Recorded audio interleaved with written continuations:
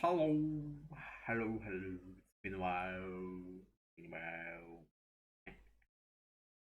So, SuperEyePatchWolf, that brilliant storyteller that you cannot argue that he tells good stories, did a video about the bizarre world of fake video games. Now, SuperEyePatchWolf's videos are insane. Like, he is literally insane. And I'm gonna watch this video, and you're all gonna watch it with me, no matter if you like it or not. So, it's gonna be a super iPatch Wolf. It's gonna be good. Leave a like, leave a comment. And I don't know if I will split this video into two parts or something, but we'll see. And anyway, let's just watch the video. Yeah. I hope there's no copyright music into it. Oh. Welcome, traveler, Gandalf! to a distant place, It's a Gandalf. world of both impossible beauty and unimaginable horror. A land where the brave will select one of not the 12 horror. characters. Oh. Will you choose the mighty Minor Knight, the lowly Ratman, or Ratman? the destitute Mad Pricker? Can you marshal their strengths and venture across a vast realm where only through hard-fought battle and victory will both the treasures and mysteries of this land spill themselves onto ye? I mean, this sounds like an opposite adventure. Lies in the dead man's garden, the bounty that awaits at the pauper's catacombs, or the madness that lies within the glass purgatory? Oh no! Glass purgatory? Oh no, that's no, that. Grace and foul. Anything but Have glass ye the purgatory. stomach to face down the abominable stench champion? Will you discover the secret of the Goblin Knight?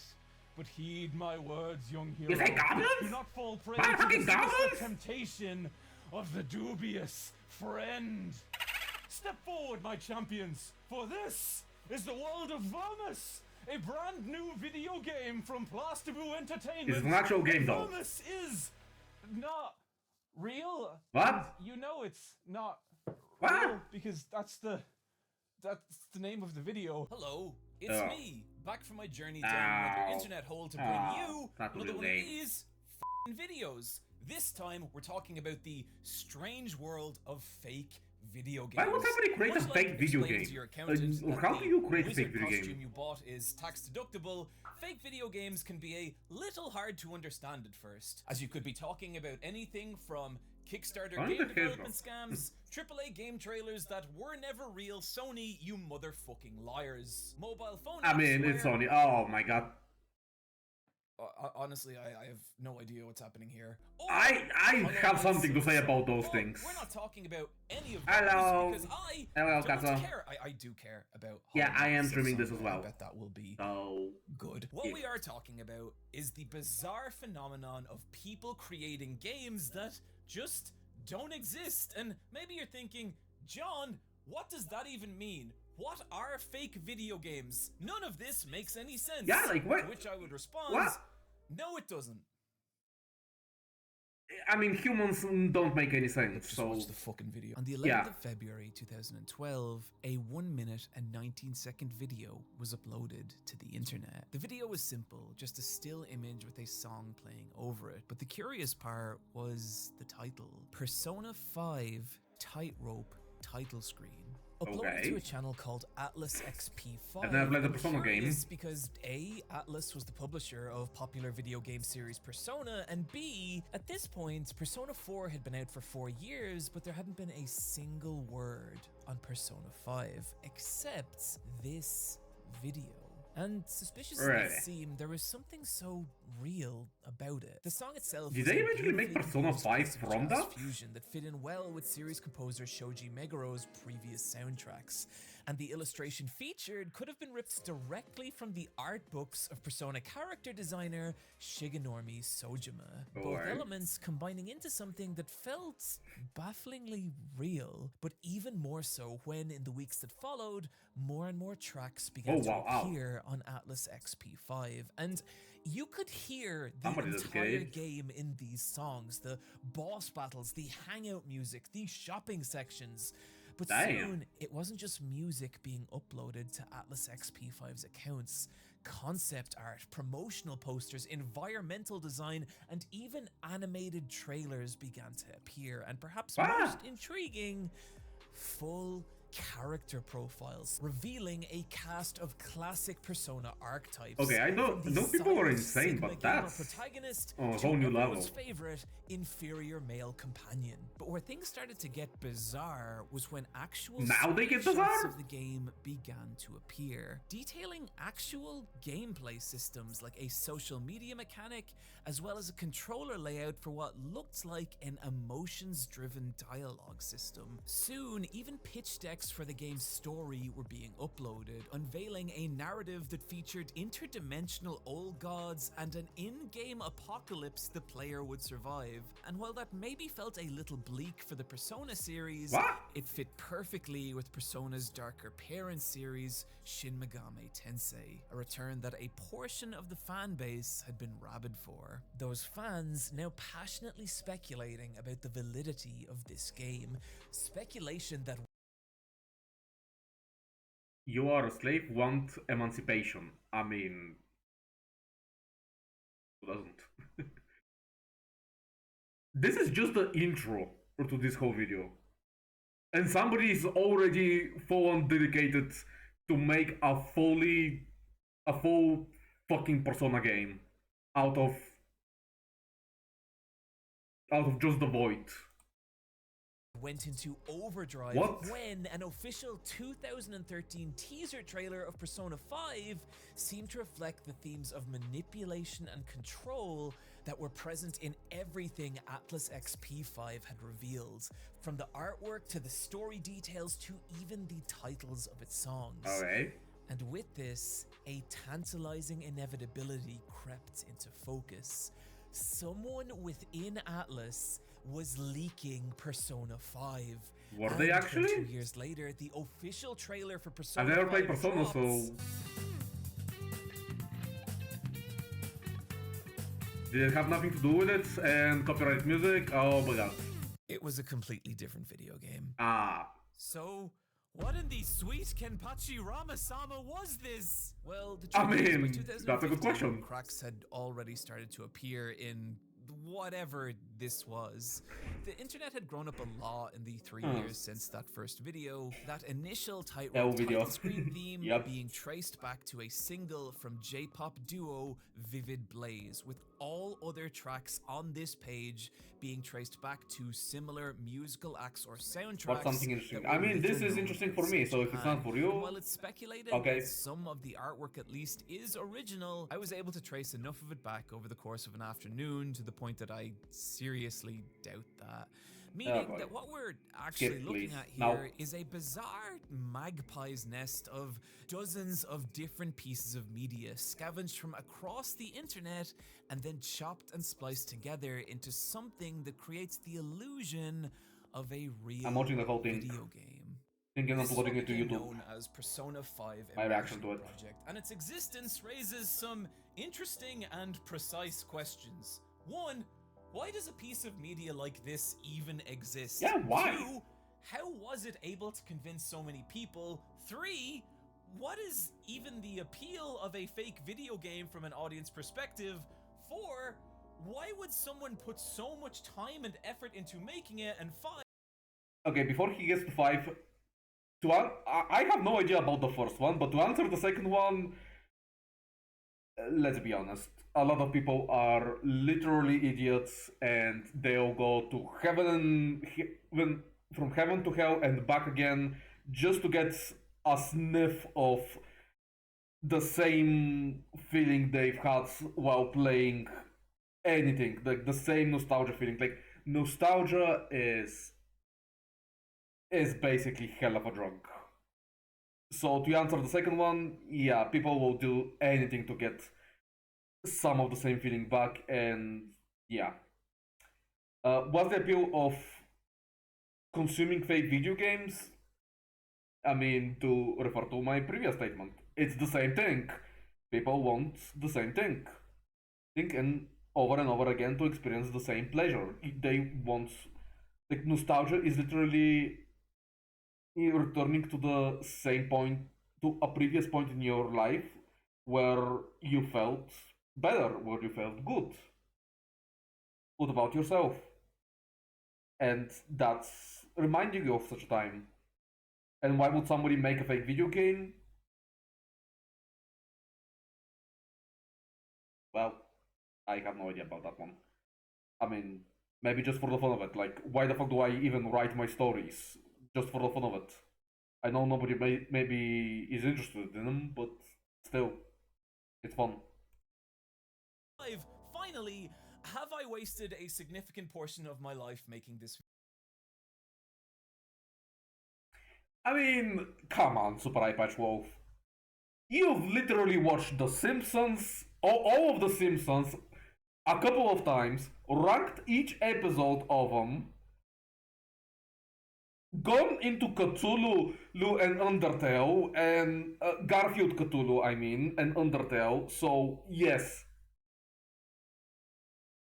I I think you have. But you didn't make a game video, so I guess you got plus on your return on investment. Video. Except for that last one, we are going to answer all these questions in relation to Persona 5 Imagining Project, but also a bunch of other weird shit. And so to start, why does a fake video game even exist? And in a way, that answer's simple. See, any idiot can make a fake video game. Yes. For example... Wait, what? No. I'm an idiot. I am an idiot. And I cannot make a fake video game. What?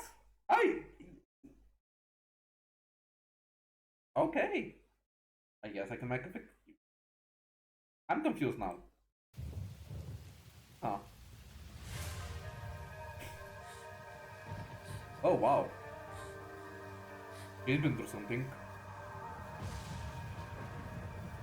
I mean, look at him. Don't you wanna just punch him in the face? Oh, he's made his own. That's why he wore that shirt. iPatchWolf. Oh wait, is this just a... Is this just a merch plug? Okay, that was actually advertisements for my fake anime / video game that I pretend is real through t-shirts, featuring the brand new Kimberly Angel long sleeve tee for people. That was just advertising for a fake anime / game? Dude, the design is sick! If I had the money for it, like, I'd just buy it. Like, at least 5 copies of it. Because... God damn, that's like a nice character. Damn. People who either are or would like to be around a psychologically... Also, like, his is right now. I'm gonna knock 20% off everything for the next 48 hours or until I remember to turn the sale off. Oh so shit, you I can missed buy it. some if you want. iPatchWolves.com. I promise this has actual relevance to this video. It's not just me being a nightmare capitalist person, though it is that too. Like a lot of people, I have always wanted to tell a story or create some kind of fictional universe. So I thought, what if I use YouTuber merch to piece by piece suggest a fictional interconnected world and through clothes tell that story? Fake video games work exactly the same way. They let us take ideas for stories, worlds, and experiences and let us ask, what if this existed as a video game? And that question, what if, can come in a lot of different forms, but one of the simplest and honestly most fun is the idea of demakes. By the way, I broke my finger, which is why I have to wear this, and you're not allowed to make fun of me. Demakes ask the question of what if a modern video game existed on an older console? So take something like Elden Ring. A title whose massive, lush world pushes current generation hardware to their limits. So it's kind of interesting to think about, what if that gigantic world was then crammed onto a PlayStation 1? Well, the Elden Ring demake trailer answers that question. And it is bizarre looking at it. It's the uncanny feeling that this is the game you know, but coming from a different time. I mean, it What's still looks kind of sick. insane though is that we can push that question even further. Back another entire generation, in fact. With 64 bits Elden Ring video, this time asking what if Elden Ring existed on a Super Nintendo. And it's fucking cool, but there are entire communities of artists doing this. Taking games and dragging them backward on the generational timeline, asking questions like, what if Horizon Zero Dawn was a Super Nintendo game, or Genshin Impact was a PS1 RPG, or if Tears of the Kingdom ran on an N64. I think what makes these posts so popular is that there's something compelling about watching an artist deconstruct a video game, recognizing the core parts of it, and then showing creativity in how they preserve those parts through something as massive as a regression in generation. But for as cool as all this is, there is also artists doing the exact opposite. What? This is PowerQuest, and PowerQuest kind of rules. It's Pokemon with robots through a weird adventure fighting game. Unfortunately, due to the hardware of the Game Boy, the lack of visual detail means that idea of little battling robots gets kind of lost, instead looking like a more generic fighter. And that's not a slight on the developers, they were working within the limitations they had, but what's so cool about Snake Pixel's reimagining is how it frees PowerQuest of those limitations, using the damn, that's like... Okay, making like modern video games into old ones is... It was just like an art form in of itself, but this? Taking old ones and making them new, oh boy.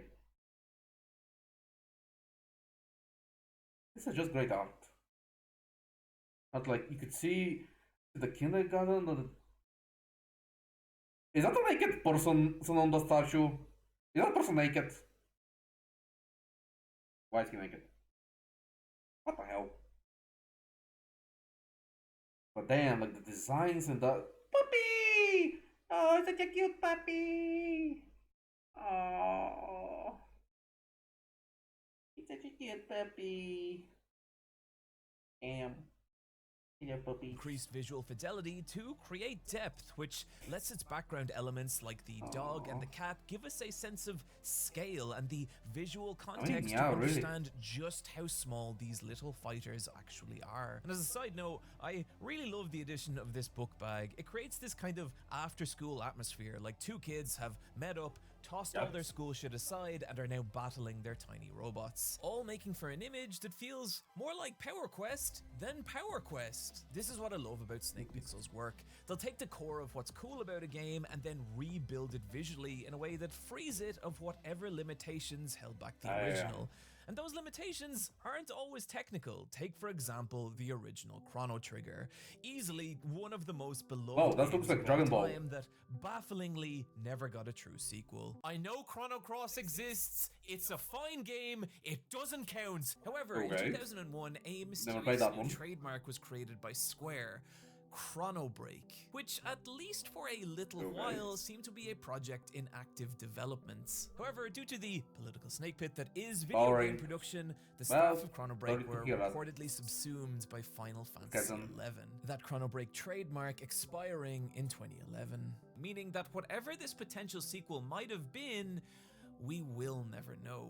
But the closest we'd get would be 23 years after the release of the original Chrono Trigger in the form of Snake Pixel's fan-made Chrono Break trailer. An animation that asks, what if Chrono Trigger got that sequel? What a new adventure starring Luca and Magus might look like, giving us a glimpse into this world that was never possible.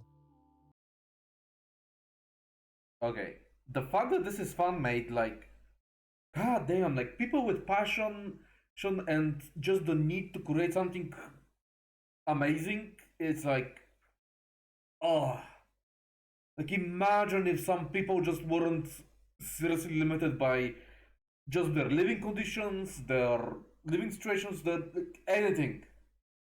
The people would be able to create such art, such stories, such just amazing experiences all around. Like imagine stuff like Has-Been Hotel, Nier Automata, and just every single thing that's been in your life that really made you feel just awesome and that you really had a good time in it. How much more could you actually get if just people weren't limited by the living conditions in their life? Damn, this is crazy. This is something really fun about fake video games. No matter how great an idea is for an actual video game, there's countless different limitations that can stop it from existing. Technical, financial, a company's belief in an IP, or an expectation around what it should be. But with a fake video game, those limitations disappear, and we can just ask, what if Zelda was a 2D fighting game? What if Amy Rose had her own platformer? Or if Street Fighter looked like a Saturday morning cartoon? Or Pokemon had actual interesting art direction? Or if Disney and Nintendo had a crossover fighter? Or FLCL was a tag battler? Or Evangelion a turn-based fighter? Or JoJo a visual novel? Or I mean, isn't JoJo already a visual novel? Goddamn. Golden Boy a point-and-click adventure? Or if Junji Ito's Gyo was a PS1 survival What the? horror? Or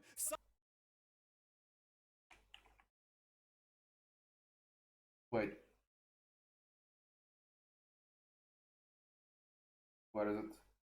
Financial, a company's belief in an IP or an game. What if CL was a tag battler? Or Evangelion a turn-based fighter? Or JoJo a visual novel? Or Golden Boy a point-and-click adventure? Or if Junji Ito's Gyo was a Shark, spider.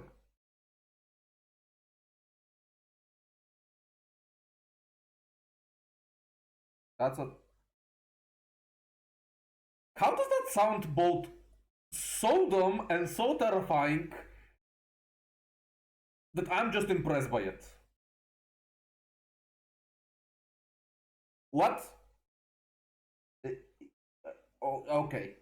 Moving on. PS1 survival horror? Or Silent Hill, a skateboarding game? Oh, that's in poor taste. Or Pokemon was Australian? Or oh god, this one's really wild. I mean, Pokemon's already Australian. MD was a DS.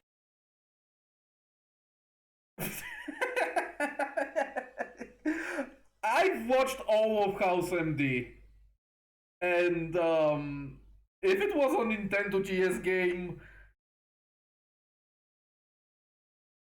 I mean, first off, I'd be like making House have a harem if possible, and second off, I'd be a house to everybody. Like, I want that. Please give me that. Oh.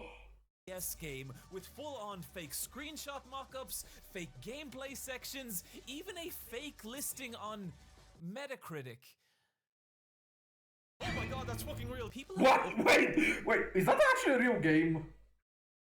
Oh, okay, mental note, I need to actually look that up. Uploading fake video game mock-ups to the internet for pretty much as long as the internet has existed in its current form. One of the earliest I could find was from 16 years ago, just 2 years after YouTube was created, Resident Evil Rangist. And I show it not just because I think it's cool and I've never heard anyone talk about it, but to highlight the insane amount of effort it would take for someone in that era on that hardware to create something this convincing. But there are so many insanely ambitious projects like this to this day, like Pokugami, which asks, what if early Pokemon games could exist in the style of the original Ken Sugimori concept art? Which, for the record, are some of my favorite illustrations in existence. I mean... What are you? And the result is something that has this uncanny nostalgia, so completely different to what these games were. I mean, it kind of looks a bit more cartoonish and just straight up fun. Like, it's really interesting to look at. It's like, how should I say it? Like, it's like It's like you're in an anime, an old ass anime yourself. Doesn't it just feel like that?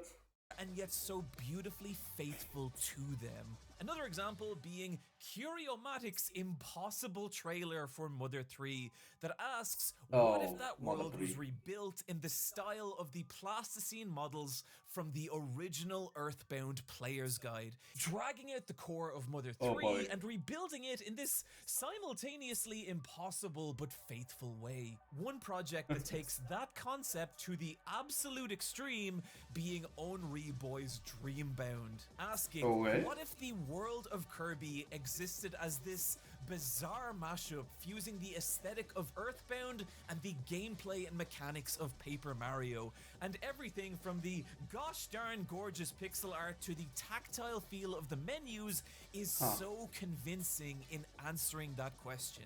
Even though it is just an animation, it's so hard not to see it as an actual video game. Okay. Fake video games exist because they let us ask what if. And so, in the case of Persona 5 Imagining Project, it was someone asking the question, what if a darker Persona sequel existed that tied back to the series' roots of Shin Megami Tensei? That is the basic appeal of fake video games, and as you may be able to tell from the runtime of this video, there is We still have over an hour and a half of this video. Let's go! This is a more complicated appeal that we will get to, but for now, I want to move on to that second question. What is it about fake video games like Imagining Project and Dreambound that our brain looks at them and doesn't see animation or illustration, but video game? I mean, our brains are literally hardwired to seek out stories. We love them, we crave them, and we want to inject them into our veins all around. So we see a story, we believe it's real, we want it to be real, inject it into our veins. Here's an illustration from the artist Arkai2, and it's awesome, a powerful rendering of a dramatic moment from Pokemon Ruby. However, I have removed one small detail of it, and watch what happens when we add it back in. Personally, when I look at this, I see a cool illustration. When I look at this, I see something else. I see something that asks, what would you do in this scenario? Would you fight? Would you switch Pokemon? Would you run? And when presented with these options, one can't help consider the scenarios that each lead to, and by extension, asking what is the wider world that contains this moment, and what other moments within this world might look like. And I think what's actually happening here is really interesting. When we see a screenshot of a video game, one of the primary ways we recognize it as a video game are HUD elements like health bars, weapon selects, and point or XP counters. Visual elements designed to convey specific information to the player that helps them decide how to engage with this world.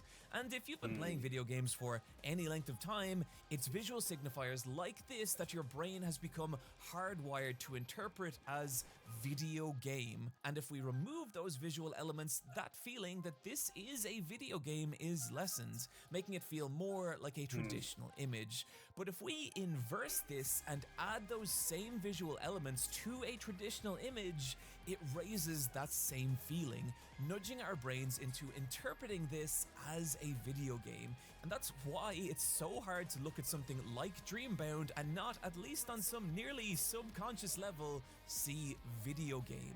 That's the idea of mechanical context, incorporating visual elements of video games into a traditional illustration or animation to create the illusion of a fake video game. So the question now becomes, how much does mechanical context actually change how we view a piece of media?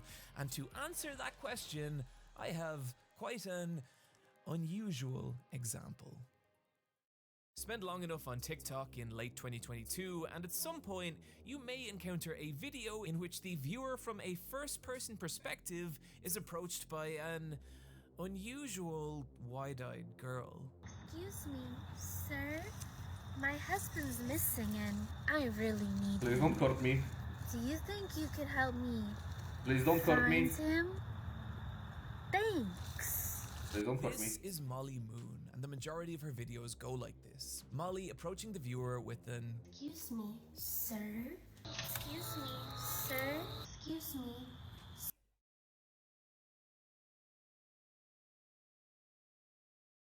First off, this is probably somebody's fetish, right? Right? Like, somebody has a fetish of this. Because, of course, they do. Like, it's the internet, it's people. Of course, they have a fetish of this. Second off, I don't. At least I think I don't. And, please don't hurt me. Like, I literally think that she actually might hurt me. And I'm scared. I'm scared. Sir? And then asking them to follow her to a second location, all the while her unblinking gaze, monotone speech, and strange mannerisms implying that she is something pretending to be human. However, on November 2022, these videos changed. Change how? Oh, yeah.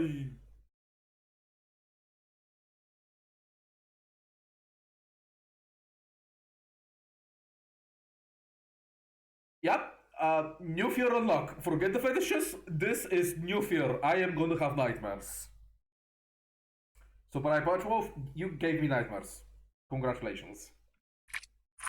Can you walk me home? No, no, no, no! Why don't you come in for something to eat? Oh, she's gonna... I'm hungry. She's gonna eat you, right? It was the same idea, Molly approaching the viewer with the same ominous tone, but now the videos had adopted the aesthetic and mechanical context of an old FMV point-and-click adventure, something you could feel in every part of the video, from its garbled compressed audio to its juddery jumping frames, and particularly in the choices it now presented the player with, choices they'd have to navigate in an attempt to survive Molly. Choices that, just to be clear, were not real. This was still just a non-interactive video on TikTok, and look at the difference this addition of mechanical context made. This video is going from getting views in the hundreds of thousands to the tens of millions. Despite the fact that the basic idea of these videos was the same, the addition of mechanical context... Wait, what did I say? A non-interactive video on the tens of millions. Despite the fact that the basic idea of these videos was the same, the... Oh. Damn it, YouTube's... Note when I first looked the view count of these videos, just the pre-mechanical context views were in the hundreds of thousands. I think the fact that those videos are now in the millions is from people who are actually going back over or more older content.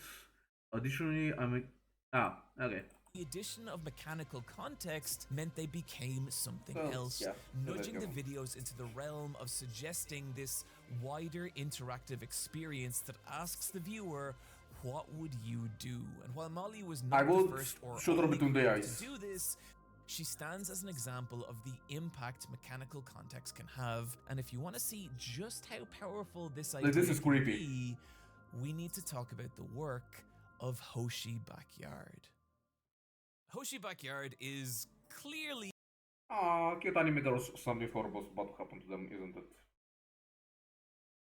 You can't have cute anime girls doing cute stuff in a SuperEyePatchWolf video and not something horrible happen to them.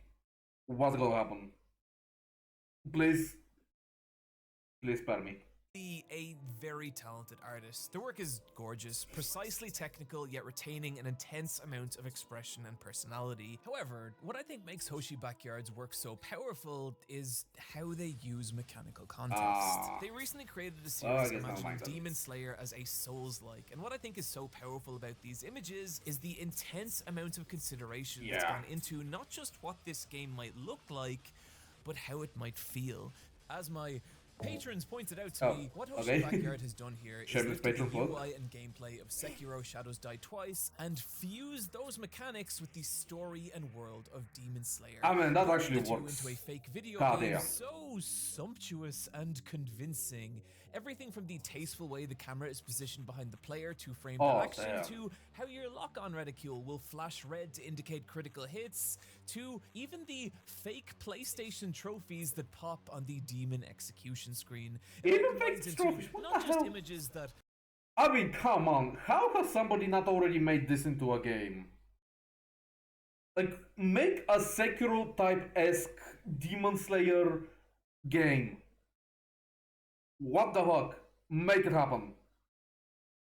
look cool but feel like something you could reach out and Don't play. just leave it And the to be a result fake is these game. images going bananas viral. Hoshi Yeah. Backyard creating several other projects like this, including a fake video game on the Magica spin-off series Magica Record, transforming What? the show slash Gashapon nightmare into a non-existent Yeah. video game by fusing it with the mechanical context of Legend of Zelda Breath of the Wild. And as someone who was not into Record, God, I want to play this game. I can't help picking over every little detail in order to understand what it might feel like. But to me, the most powerful and immersive project Hoshi Backyard has made isn't based off any existing property, but their own original world.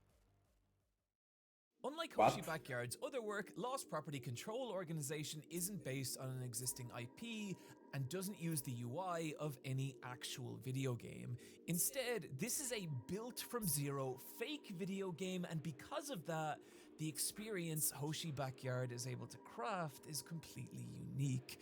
One of the most Okay. enjoyable aspects about consuming fake video games This kind of looks like Helltaker. The demon-esque boss here. She kind of looks like Helltaker, doesn't she? Or has the Helltaker-esque design? As well as kind of these funny characters.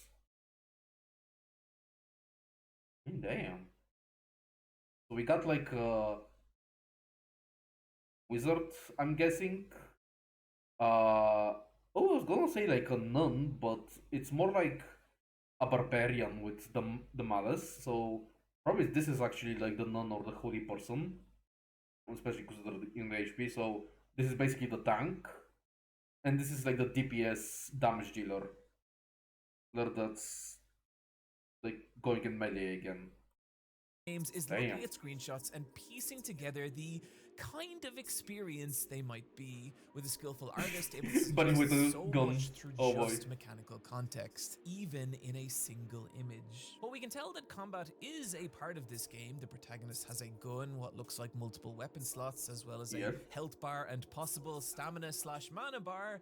It doesn't seem to be the main focus. Instead, the camera's position is tight on the player, much like the secondary camera angles used in stealth games like Metal Gear Solid 2, designed to give you more a view of your enemies than your immediate surroundings. And that, combined with the protagonist's pose, crouching behind a wall, as well as the enemy design itself, the security guards shining flashlights in search of the player, combined with the vision cones of the enemies shown in the mini-map, as well as the audio waveform monitor that could be used to gauge the noise from the surrounding environment, your own heartbeat, or possibly Silent Hill style monster static. Either way, it all suggests an experience where stealth is preferable over direct combat, where slow, careful movement through the environment as you take notice of your surroundings is critical. The objective checkbox, as well as what looks like a Navi-esque assistant, suggesting that the player is not necessarily the victim caught up in some supernatural ordeal here, but rather on a mission, here to achieve a specific purpose. Now that is already an incredible amount of information to convey from one single screenshot, but possibly most curious is the presence of a 24-hour clock that implies a day and night cycle, suggesting that there could be way more to this game. And when I say could, what I really mean is.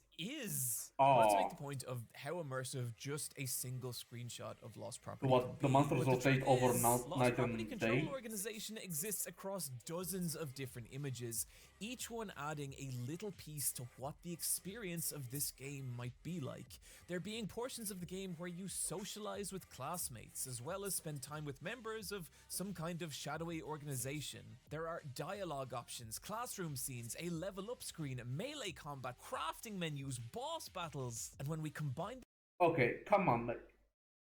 if you have all these concepts already for a fake video game that you've originally created, how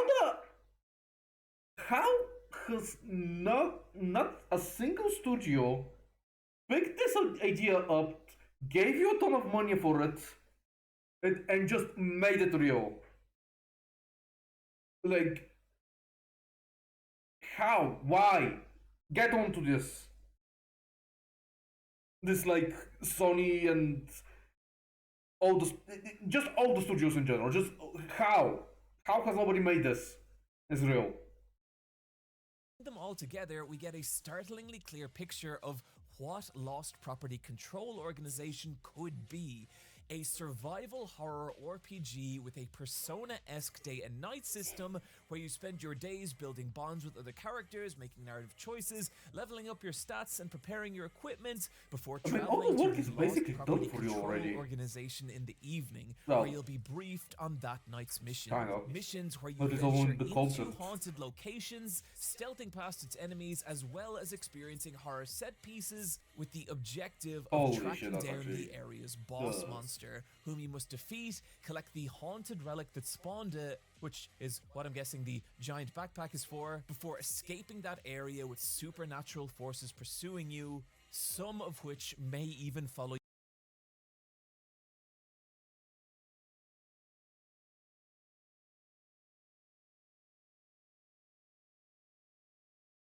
What?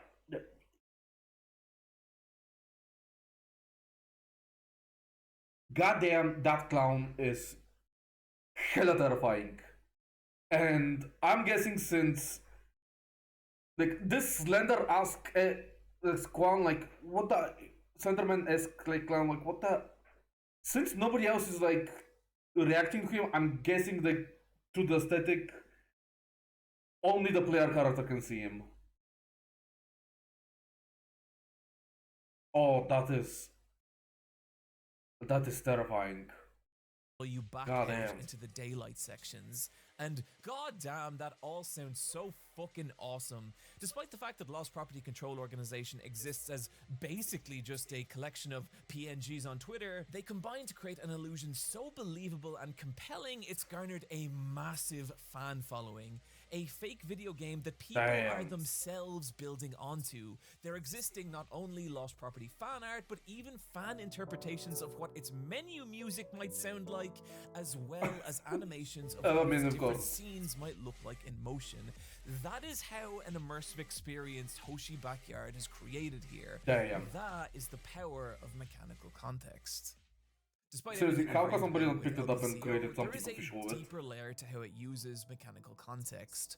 A strange detail about these screenshots is that despite how skilled Hoshi Backyard is, there is in them a strange brokenness. A lot of the backgrounds, and particularly on closer inspection, feel scraped together from compressed textures and saw-edged polygons. Moments where a spill of flashlight will cause the environmental detail to crush into a ratterized mess of jagged pixels. The blood on the game over screen in particular looking like some lost relic of the PS1 era. So, what is happening here? I mean, is that a, like, limitation to the game that's meant to be, or is that a feature? Because that just could be the aesthetic of it, and I'm guessing it's actually going to be an aesthetic considering this is actually a fake video game and somebody actually decided to do that in that particular way. Is Hoshi Backyard actually just some kind of hack? Well, obviously the answer is yes. Obviously the answer is no, but I think what's happening here is really interesting. As a medium, video games are unique in that they've only been around a relatively short period of time, and in that time what they are and how they're conveyed has evolved dramatically. If you look at a film from 25 years ago and compare it to a modern film of the same genre, there are going to be differences, but it's mostly in the details, the fashion, the fidelity of the cameras they're shot on, to smaller nuances like film grain or color grade. However, compared to video games of the same series across that same time frame, and you might as well be looking at two completely different mediums.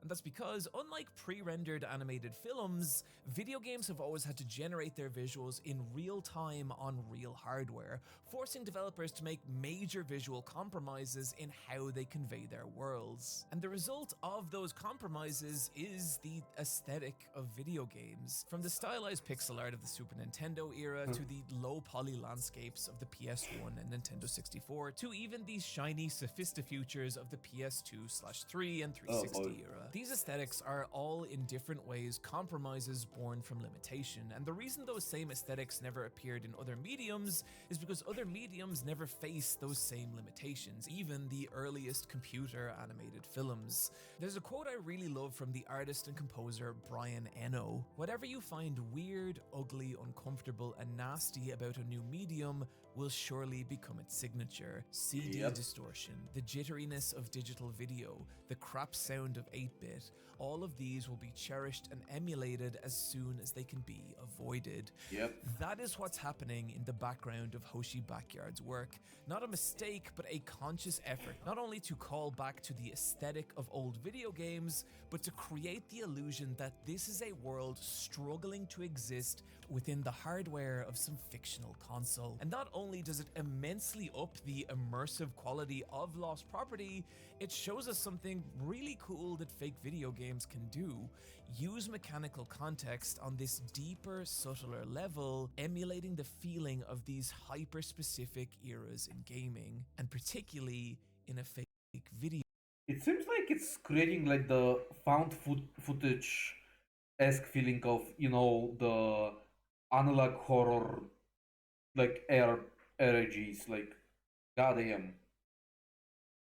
Video game like Ghostbleed. Ghostbleed exists entirely as a YouTube cutscene compilation for a game that, of course, does not exist. And from its goofy, low-poly character models to its ridiculous live-action cutscenes, with dialogue that is about as awkward as me trying to buy some eggs. That will make sense later. Where is everyone? There are plenty of dead people, but no living people to explain why. Maybe they shopped till they dropped. You don't need me to tell you that Ghostbleed is a lampooning of the original PlayStation 1 Resident Evil. But if it just stopped there, I wouldn't be talking about it. What I love about Ghostbleed is that rather than being straight up ridicule, there is here a palpable love of the hardware and limitations of that era of games. I'm looking for my daughter, Rita. Have you seen her? She looks like this. Something you can see in not just the low-poly, aliased, and pixelated visuals, but in how Ghostbleed obsesses with capturing the mechanics and aesthetics of that era. There are big glowing item pickups, there are codec calls, there's even fake PS1 CD reading noises as its fake cutscenes load. Incredible! And it creates this kind of innocence, one that's not only palpable in the big, blocky, oblivious faces of its characters, but in their personalities, in their complete lack of understanding of the danger they're actually in. Ouch! Officer Rodriguez! Are you hurt? And I really genuinely love this. But it's easy to look back at the original Resident Evil now and see it as this outdated relic of survival horror's past. What this was a group of developers given technology and creative capacity that would have been unimaginable just a few years prior. And you can see the shaky wobbles of those first footsteps everywhere in this game, from the goofy live-action cutscenes to its immortally awkward voice acting. And yeah, it's silly, but it also teams with the innocent ambition of a group of people really learning to do something for the first time. And it is that innocence that Ghostbleed captures so beautifully, to the point that it becomes more than a parody. It becomes this kind of uncanny piece of nostalgia. And in terms of fake video games creating uncanny nostalgia, Ghostbleed is just the beginning. There's this video called PS2 with My Friends in 2001, and it shows 4 boys experiencing a PlayStation 2 for the first time, and goddamn, everything about this video, from the games they play, including the Zone of Enders demo disc of Metal Gear Solid 2, easily the most 2001 piece of media in existence, to the box TV they play it on, to even just the console resting on the cream carpet below it. I remember this. I have been these people. This video is a time machine. This kind of content is typically called nostalgiacore. Images, videos, and even sounds designed to bring you back to a specific time and specific place in a way that can be comforting, uncanny, and often deeply liminal. The aesthetics of old video games are a huge part of nostalgiacore for reasons that I'm going to trust you understand at this point in the video. But where things start to get wild is when people take those nostalgic scenes and rebuild them through the mechanical context and visual language of old video games, creating the illusion that these worlds are now being crammed through a PS1, even using UI like item menus and save screens, as well as popular fonts from old video games, all filtering through what looks like the screen tears and scanned lines of old burnt out monitors. And the result is these hyper nostalgic uncanny worlds, places you have never been, games you have never played, and yet feel so familiar and even comforting. In a lot of these pieces, there's a kind of longing, a yearning for some lost part of your past. Like these places used to be a part of you, but at some point they disappeared from your life, and now years have gone by. You're older, lonelier, and tired, but somehow, in this moment, you found your way back to this impossibly nostalgic space, and it's okay to rest, it's okay to enjoy life in that simple way that you lost so long ago. And man, I get it. I miss how the light hits a cracked PS1 case as a Linkin Park CD skips gently in the background. The smell of Domino's pizza cardboard filling the room as you and your friend play Street Fighter Alpha 3. You never realize it at the time, but those were the simplest moments of your entire life, and they're gone now. Now, you pay taxes. Now, a good 40% of conversations you have are you asking questions about things that you will never care about. Yeah. You drink too much coffee because you don't I don't sleep drink coffee, right, but I and do drink too much Coke. that makes sense to you. Remember Zach Morris, star of 90s youth comedy Saved by the Bell and generational symbol of boyhood rebellion? Well, he's 50 and he looks like this now. You go to the shop to buy some eggs because omelets don't have a lot of calories, but the credit card machine isn't working, and the shop assistant says that you can just pay in cash, and you tell them that you don't have any cash, and then you both just stare at each other for the longest 5 seconds of your entire life, and you clarify that you do have cash. It's just that it's just in the ATM. So you walk to the back of the shop, but for some reason the ATM says your credit card isn't activated, and you don't know what that means. And so you turn around and you just start. Oh, that's the buying eggs thing. As you do, your gaze once again collides into the vacant, distant stare of the shop assistant, and you're still walking, but now you're both just staring at each other, and it feels weird. And then you just feel the words crawl out of your mouth. See you later. And the confused, empty look on the shop assistant's face haunts you the entire rest of the day until it's 3 a.m. Or also in my case, it haunts you throughout in your entire life when you do something cringy. Like, I've had cringy moments in my life that my brain randomly reminds me of, and I want to stop my brain because of them. I am doing fine, is what I will say, just so that I seem like a decent person. I am not doing fine. Send help. And you're awake on the shitter, clutching your phone because you drank too much fucking coffee. And one of these animations floats onto screen, and for a moment, it's like, yeah, that please. I would like to go back to that. Yeah. I would really like that. Some of you are too young to understand what I'm talking about. I am not. You will. Mechanical Yeah. context is what makes a fake video You game will. feel real. And so tying this back to Imagining Project, while it's lighter on mechanical context than a lot of the other fake video games we've talked about it, you can still see it through button prompts on its menu. I mean, I haven't got through that controller experience, but layouts and its still. conversation mechanics, what looks like XP bars, in its visual novel-esque dialogue scenes. All just enough to nudge our brain into seeing video game. This is how it was so convincing. Which brings us to our next question.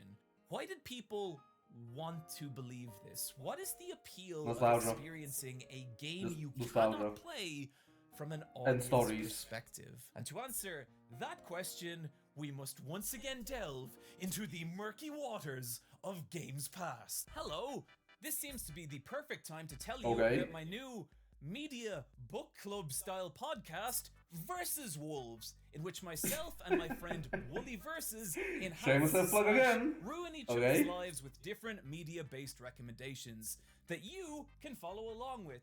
Each episode sprinkled with stories from our personal lives, like the time I ended up at a strip club and all the dancers made fun of me. That was 3 months ago. I have not recovered. Here's my co-host Wooly, whom I have allocated What? 4 seconds to convince you of the merits of this podcast.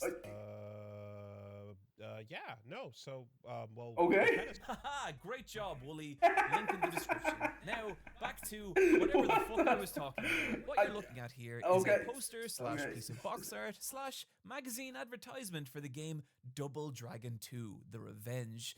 And as you can see, it is a work of fucking art. Yep. From the dynamic composition that drags your eyes through this world of violence Damn. and romance, to the neon skyscraper punctuated skyline it's set against, to the logo stated with such brazen graphic boldness, it might as well say motherfucker at the end. All combining into Yep. this image that is some heavenly fusion of every 80s action movie poster. You try beholding this box art as a child in a game shop in 1989 and not break down into tears of raw desire. So Yup. desperate are you to enter this world, to become the Double Dragon. Now imagine that feeling when you slam the cartridge into your Nintendo Christmas morning and you experience this. Oh my god, it's brilliant! It's exactly what the game cover tells you. It's absolutely epic and brilliant, and oh my god, aggressive, and can you see that action? Oh, Michael Bay's effects have nothing on this. Eat your shit out.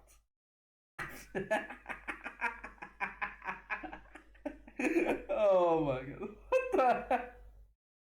I mean, granted, it's probably still a good game. But still. Oh boy. My point here is really not to talk shit about the graphics of a 30-year-old game, but just to point out that the world presented by this poster and the actual experience of Double Dragon 2 were quite different. Yeah.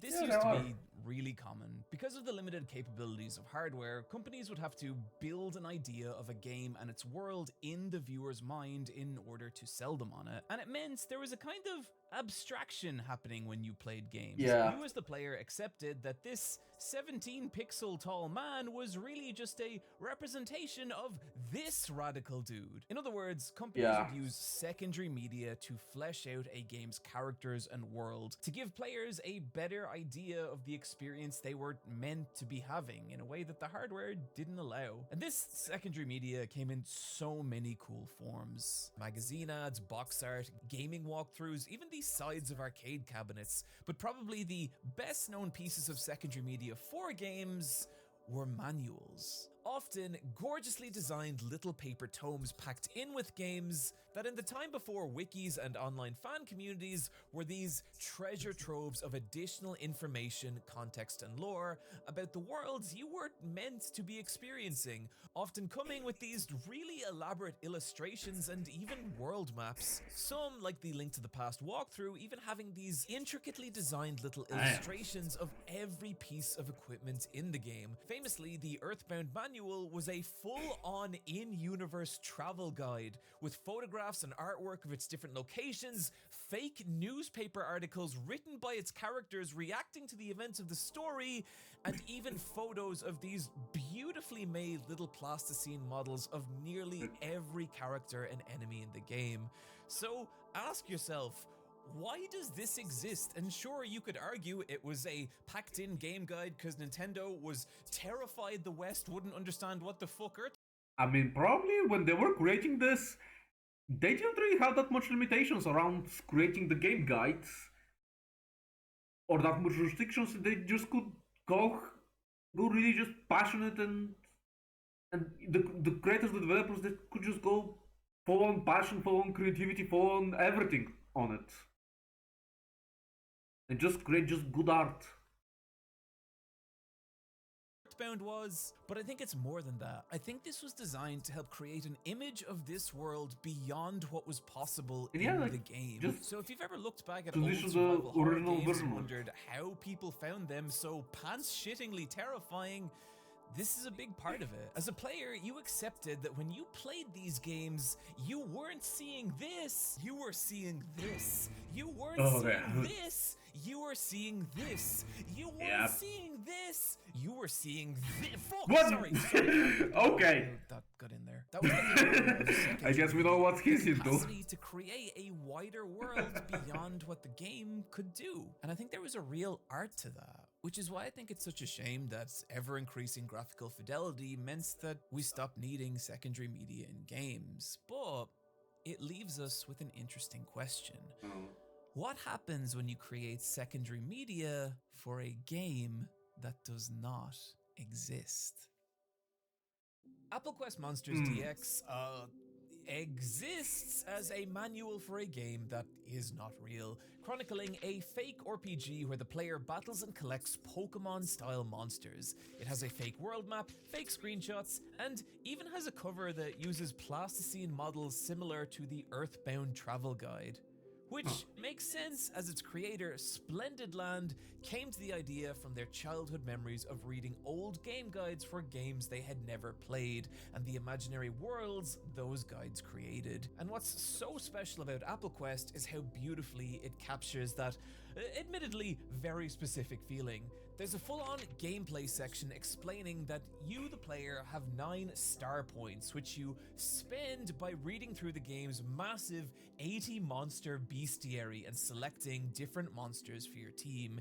Each monster having its own type, attack, habitat, and star cost, meaning that it's up to you whether you want to spend your points on a large team of low-level monsters or blow it all on 1 or 2 ultra-powerful boss creatures. And those are difficult decisions because of how compelling so many of these monsters are, featuring these gorgeously illustrated sprites, as well as some genuinely excellent character descriptions. Number 10.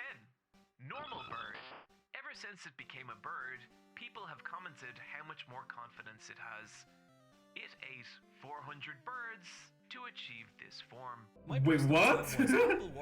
I don't think that's a normal boredom. Is one of the weakest monsters in the game, but who I had to have because I needed to pair him with his rival, Carrot Warrior, who, if we're being real, is just Vegeta, but a carrot. Next up is Mr. Enigma, who is really only there because he frightens me and I don't want him as an enemy. And rounding out my team, he looks like he's somebody children should be afraid of. Beetles, a pair of emotionally supportive bodybuilders, and I trust I don't need to explain that any further.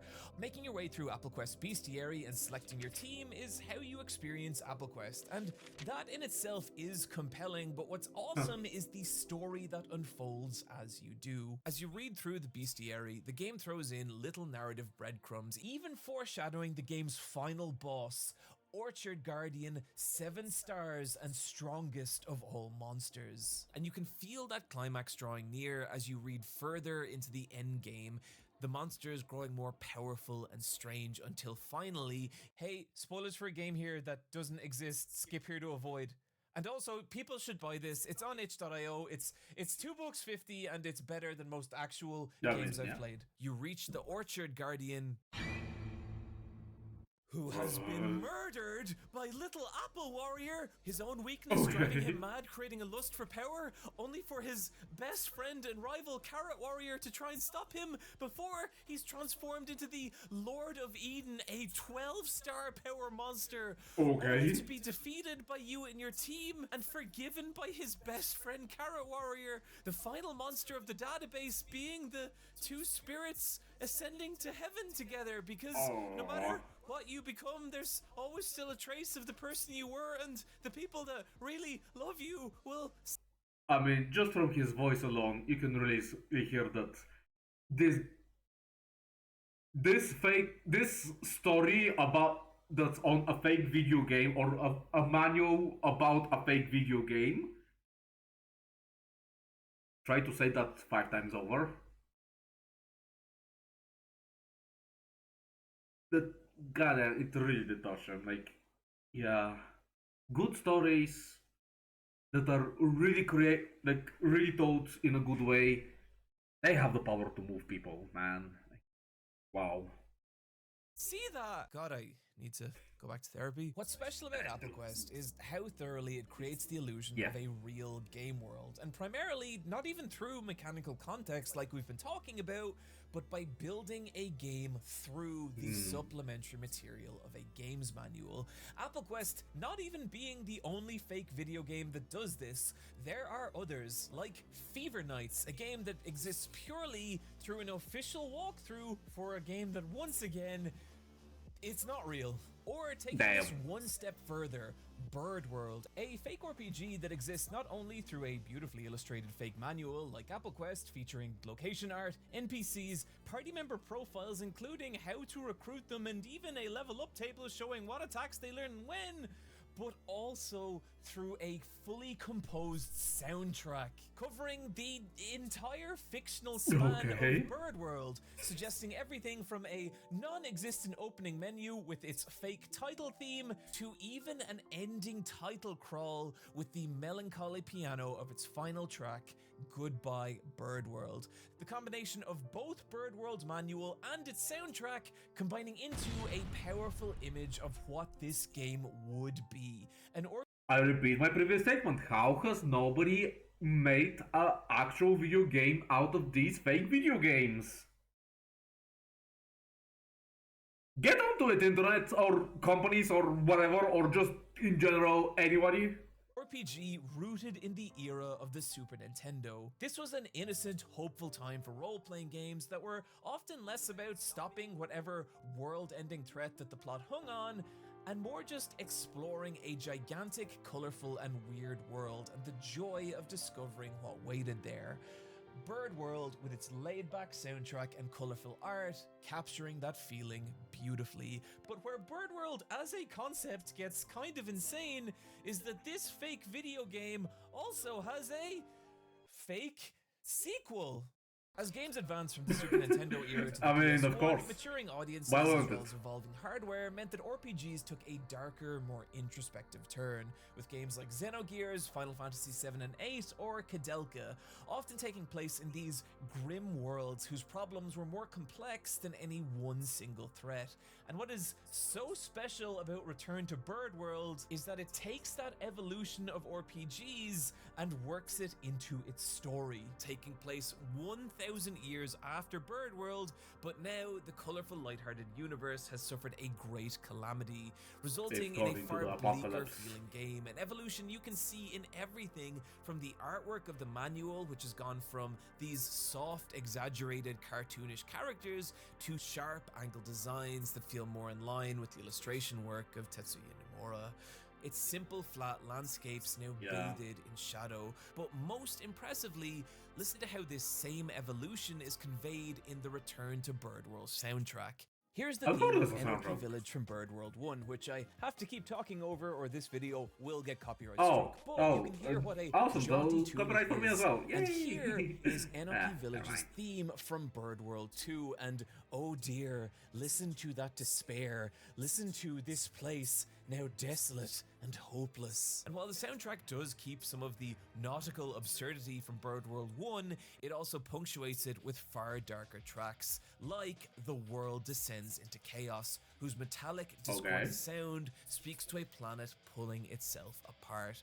The idea of bringing a game world to life through a soundtrack is so cool, but the crazy part is, Bird World isn't even the only fake game that does this. Louis Zong's Boss Rush is an album of boss music for a game that, of course, isn't fucking real. It is great and it deserves its own section, but God, I keep discovering new fake video games. Just like the games I talk about in this video will never exist if I do not commit to just finishing it. Unlike the other fake video games we talked about, rather than showing you what a game might look or feel like, these games instead create the illusion of a game through secondary media. And that's exciting, and you can see how this applies to Imagining Project, a fake video game we experience only through a fabricated press leak, which creates this entire other layer of intrigue. What is this game on the other side of our limited viewpoint? And that can be a really fascinating question, and it brings us to one of the strangest and most mysterious fake video games in existence. Over the extremely long course of making this video, I put a call out to my Twitter followers for fake video game recommendations, and as ever, my human-powered search engine did not disappoint, but one of the most striking returns wasn't so much a fake video game as it was a single mysterious image. A picture of an old desolate house drawn in stark black and white pointillism, like it's being generated on some old beat up processor. Its atmosphere thick with a subtle dread, and the text, "You sense a presence somewhere in this room. Proceed." Whatever this was, I wanted to see more, the only problem being that more didn't seem to exist. The only information I had to go off was a Tumblr tag, Ghost Gods, leading to a blog that no longer existed. Even when viewed through the Wayback Machine, it showed a page empty of artwork. It was frustrating, and I'll save you the tedious internet scavenger hunt that followed, but I did eventually find an old archive blog of all Ghost Gods work, posted by Ghost Gods themselves, even detailing their reasons for deleting the original. And while I fully understand the pull to delete everything you've ever done and disappear from the internet, I think it's a real loss in this case. What really got me about that first image was the atmosphere. And my God, was that just the beginning. Within Ghost Gods work, there were environments that captured everything from a kind of melancholy coziness to others an ambiguous dread. Like something here is wrong, you're just not quite sure what. Other pieces were more unsettling, some even showing these beautiful and horrific nightmare creatures.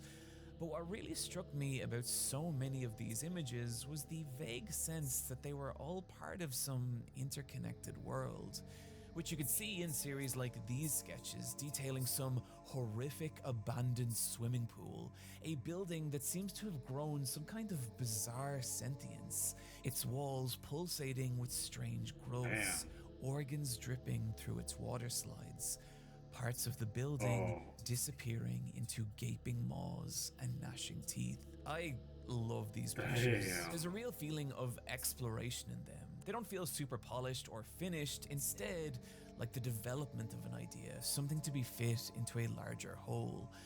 Which is why you may find it unsurprising that there is also here posts illustrating loading screens, inventory menus, and contextual choices. As nestled deep within this deleted blog, there lies a fake video game, Field Trip.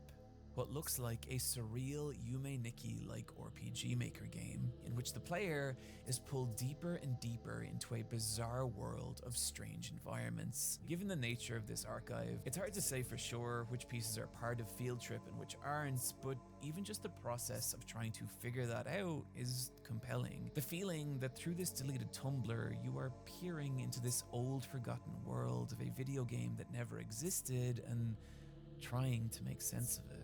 And there's something a little spooky about that, right? Like walking around an abandoned house, nothing but the furniture, wallpaper, and decor, Traces letting you know that someone used to be here. But just like an old abandoned house, fake video games can create a tremendous amount of unease with one simple idea. What if you are not alone here? What if something is in here with you? I mean, The Legend of Polybius is a strange one, an arcade cabinet that appeared around Portland, Oregon from 1981 to 1984, so addictive that massive lines would form in front of it, some of its players later suffering from amnesia, vomiting, and nightmares. Stranger still were the rumors of men in black coats that would be seen performing maintenance on the machine, who didn't collect its coins, but were collecting something. There being rumors that Polybius was part of a government-run mind control experiment. Given some of the wackier exploits of the US government, none of this is as unbelievable as you'd think. There were actual newspaper reports of video games causing sickness in the 80s, and the FBI really were monitoring arcades, but mostly for drugs as opposed to mind control was what they'd want you to think. The truth is, there's very little proof that Polybius ever actually existed. But what there was an article in a 2003 Game Pro magazine which disseminated Polybius myth to a wider public, marking the first widespread urban legend of a video game housing some kind of malevolent force. And it was just the beginning, because around that same time frame, the first traces of creepypastas were materializing online, with internet user networks like Usenet now reaching a level of ubiquity that meant those spooky internet stories now had communities through which they could spread. One of the most popular kinds of creepypastas being fake video games. And there were a lot. Sonic.exe was a broken Sonic game where the player is pursued by a nightmarish version of Sonic. Ben Drowned was about a boy who found a corrupted version of Legend of Zelda Majora's Mask, only to be haunted by a bizarre statue within it that begins to seep into his real life. Hero Brian was a Minecraft creepypasta about a strange white-eyed figure that could sometimes be seen stalking the player from a distance.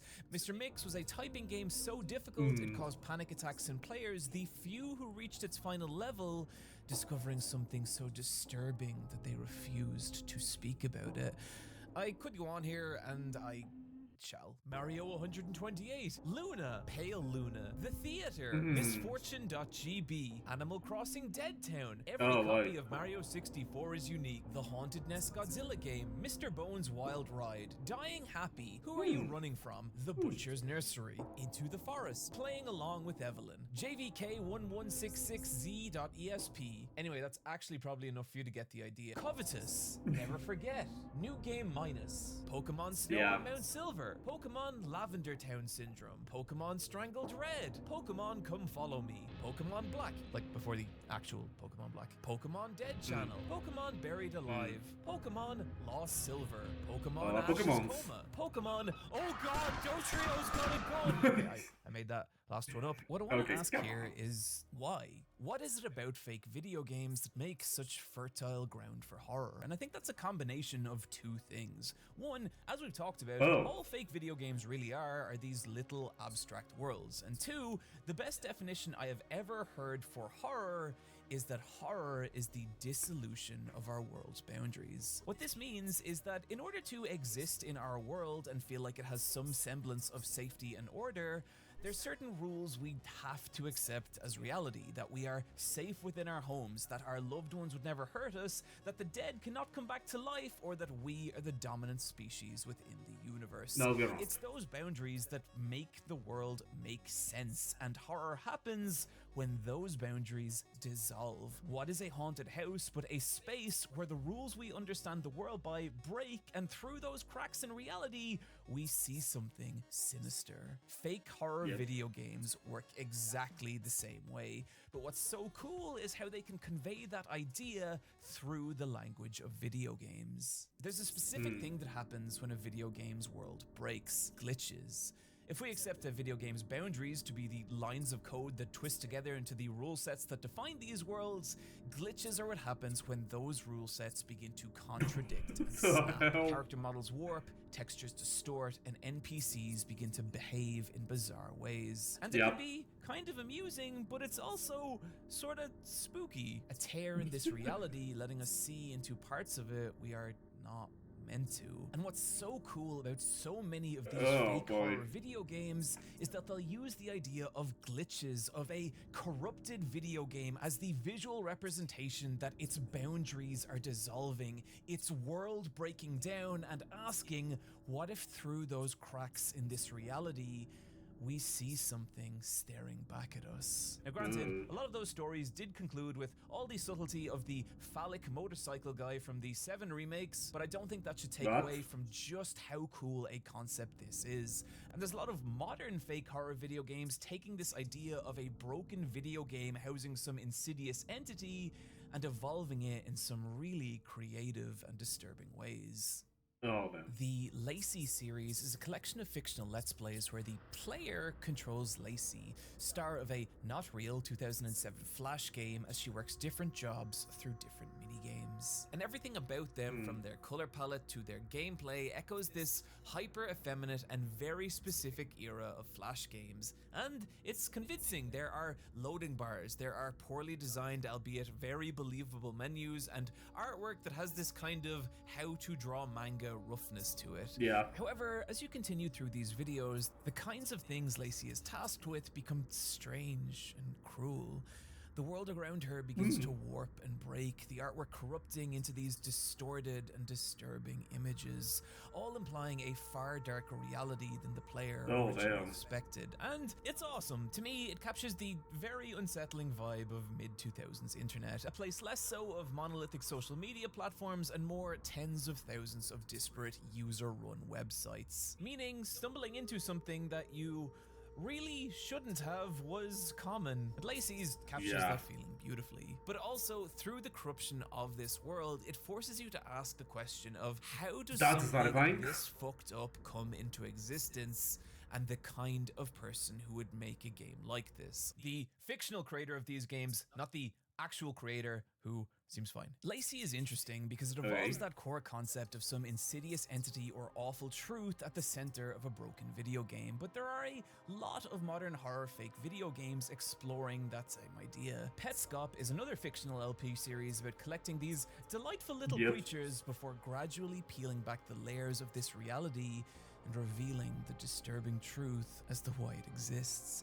Crow64 builds an entire media campaign around a cancelled N64 beta, and through its broken world, can we see the disturbing effects that cancellation had on its creator and his family. Diminish is a less horror-focused series communicated through a fabricated Let's Play, in which an unseen person plays through a fictional, ultra-difficult video game created by his dead sister, the memory of her communicating with him through the trials he has to endure in this game.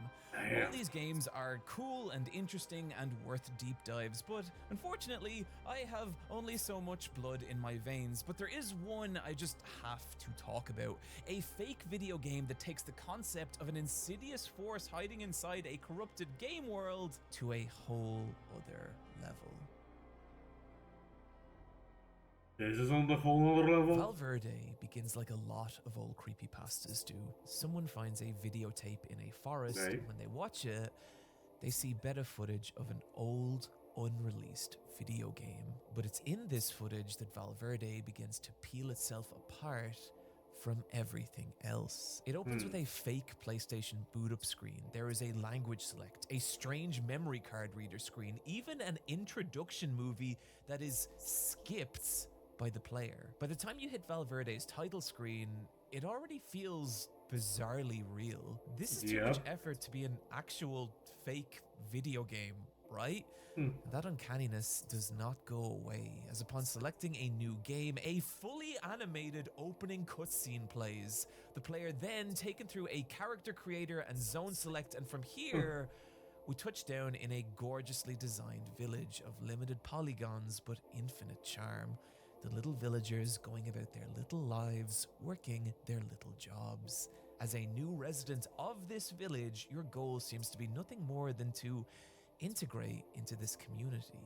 The Fox Mayor, whose authority has been vested him by something called The smiling one, I'm sure that's fine. Gives you a house whose previous owner left a long time ago and has never come back. That's also fine. Clearly there is nothing of concern happening here. We could stop right there and Valverde would already be one of the most impressive fake video games we've talked about. Everything from its lo-fi graphics drowning it in uncanny 32-bit nostalgia, to its mini games, to just the care that's been put into its menus, intricately designed and bursting with different icons suggesting so much of what this experience might be. It all so completely captures the feeling of staring into this little video game world through some lost beta footage. And that is when Valverde has you where it wants you, as the feeling that there is something else in this world with you begins to creep in.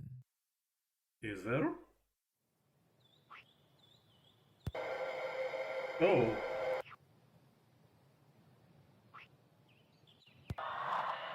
Oh. Oh, unfinished models and people. It begins when the Fox Mayor attempts to introduce the player to the other people who have moved to this island. But where dialogue should be is instead cracked, glitched out text, ghostly portraits in place of character art. Yep. What is happening here? The more Valverde you experience, the more of those questions you'll ask. What's with the unsettling amount of religious imagery in this game? Why are the landscapes that surround the village so strange and random? Who are the people in these portraits, and why does it feel like they're watching you? As those questions pile up, the peaceful video game world of Valverde begin to stare long enough into the void, and the void steps back. Bulge and crack. Villagers start to act in strange, there should be uncanny nothing ways. there. As the serene landscape vacillates and warps around you, glitches tearing open holes in this reality that reveal its deeper layers, twisted and frightening places, stalked by massive and impossible beings. And soon, Valverde feels less like the pristine little village you arrived at, and more like some abominable abyss, an ever-expanding void pushing through the corrupted world of a video game. But where that feeling hits a ludicrous peak is when the player encounters something impossible deep within Valverde's. A second fake video game, Tharsis, a strange third-person action survival horror entirely different from Valverde, with its own cutscenes, its own visual style, a player select both a third and first-person mode, its own menus. This strange pocket reality now seeming to bleed into Valverde's other worlds. And this is when I stopped understanding what Valverde was. The moment it went from an abyss and became an infinity. And as for the malicious entity that lies at the center of that infinity... Okay. All the way at the bottom of Valverde, we encounter it. An artificial, self-determinate god who has locked itself away from this world. So terrified is it by what it has created. Now, constantly generating new pieces of this place, designed to lock all of humanity within this nightmare, so that our sins not upset the real God any further, lest we draw his wrath. I mean... At least, that's what I think is happening. I mean, that is such an amazing evolution of the guess. concept of some sinister entity lying at the heart of a fake video game. Straight up, one of the coolest things I have ever encountered on the internet. But it brings us to a problem.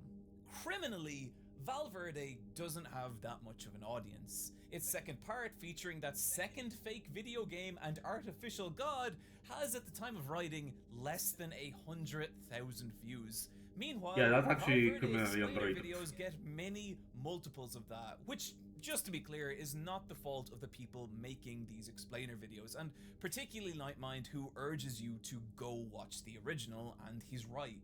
I think it's a problem that comes with how online content like this is sometimes consumed. That there's this belief that discovering the secret message of a piece of media is more important than what that media feels like to experience. And personally, I think that's a belief for wankers. To me, the emotion you feel while experiencing a piece of art, that is the art. If you want to feel the abyss-like experience that is Valverde and what is so special about it, sit down in a dark room and just fall down these videos. Let Valverde happen. And if you want to go down the rabbit hole of explainer videos after that, go for it. But you should never be taking your opinion on any piece of media from any YouTube video, especially mine. I think Modern Simpsons is good. If you want to know what is so special about these worlds, and that's your sin. You gotta walk around them yourself. That is the appeal of experiencing a fake video game from an audience perspective. We've only answered 3 questions of the 4. To Persona 5 Imagining Project, this was the first time a lot of people and we still have like 40 minutes left of the video. Were able to engage with how fucking cool it is. Which leaves us with one last question. What is the purpose of making a fake video game as a creator? Why would someone pour so much time and effort into doing this? And that, friends, brings us to quite possibly the most bizarre fake video game in existence. Now it's bizarre! Are you kidding me? Now it's bizarre. And also Cthulhu Garfield reference randomly. How the fuck does it get even more bizarre than this? Touches very high standards. Breaking Bad Game Boy is fucking bizarre. Taking Breaking Bad, one of the most respected and influential TV crime dramas of all time, and transmogrifying it into this grotesque story of body horror where the cast of the show become these nightmarish kaiju beings and commit bloody battle across the skyline of Albuquerque. Somehow, through that story, retaining the drama and even thematic narrative flow of the TV show. That already is a fucking insane idea, but is even further lunaticized by being compressed down and squeezed through the lo-fi format of a Game Boy, using the visual language and mechanical context of the games of that tiny console. There are shop menus, there are QuickTime events, there are full-on gameplay sections with on-screen instructions.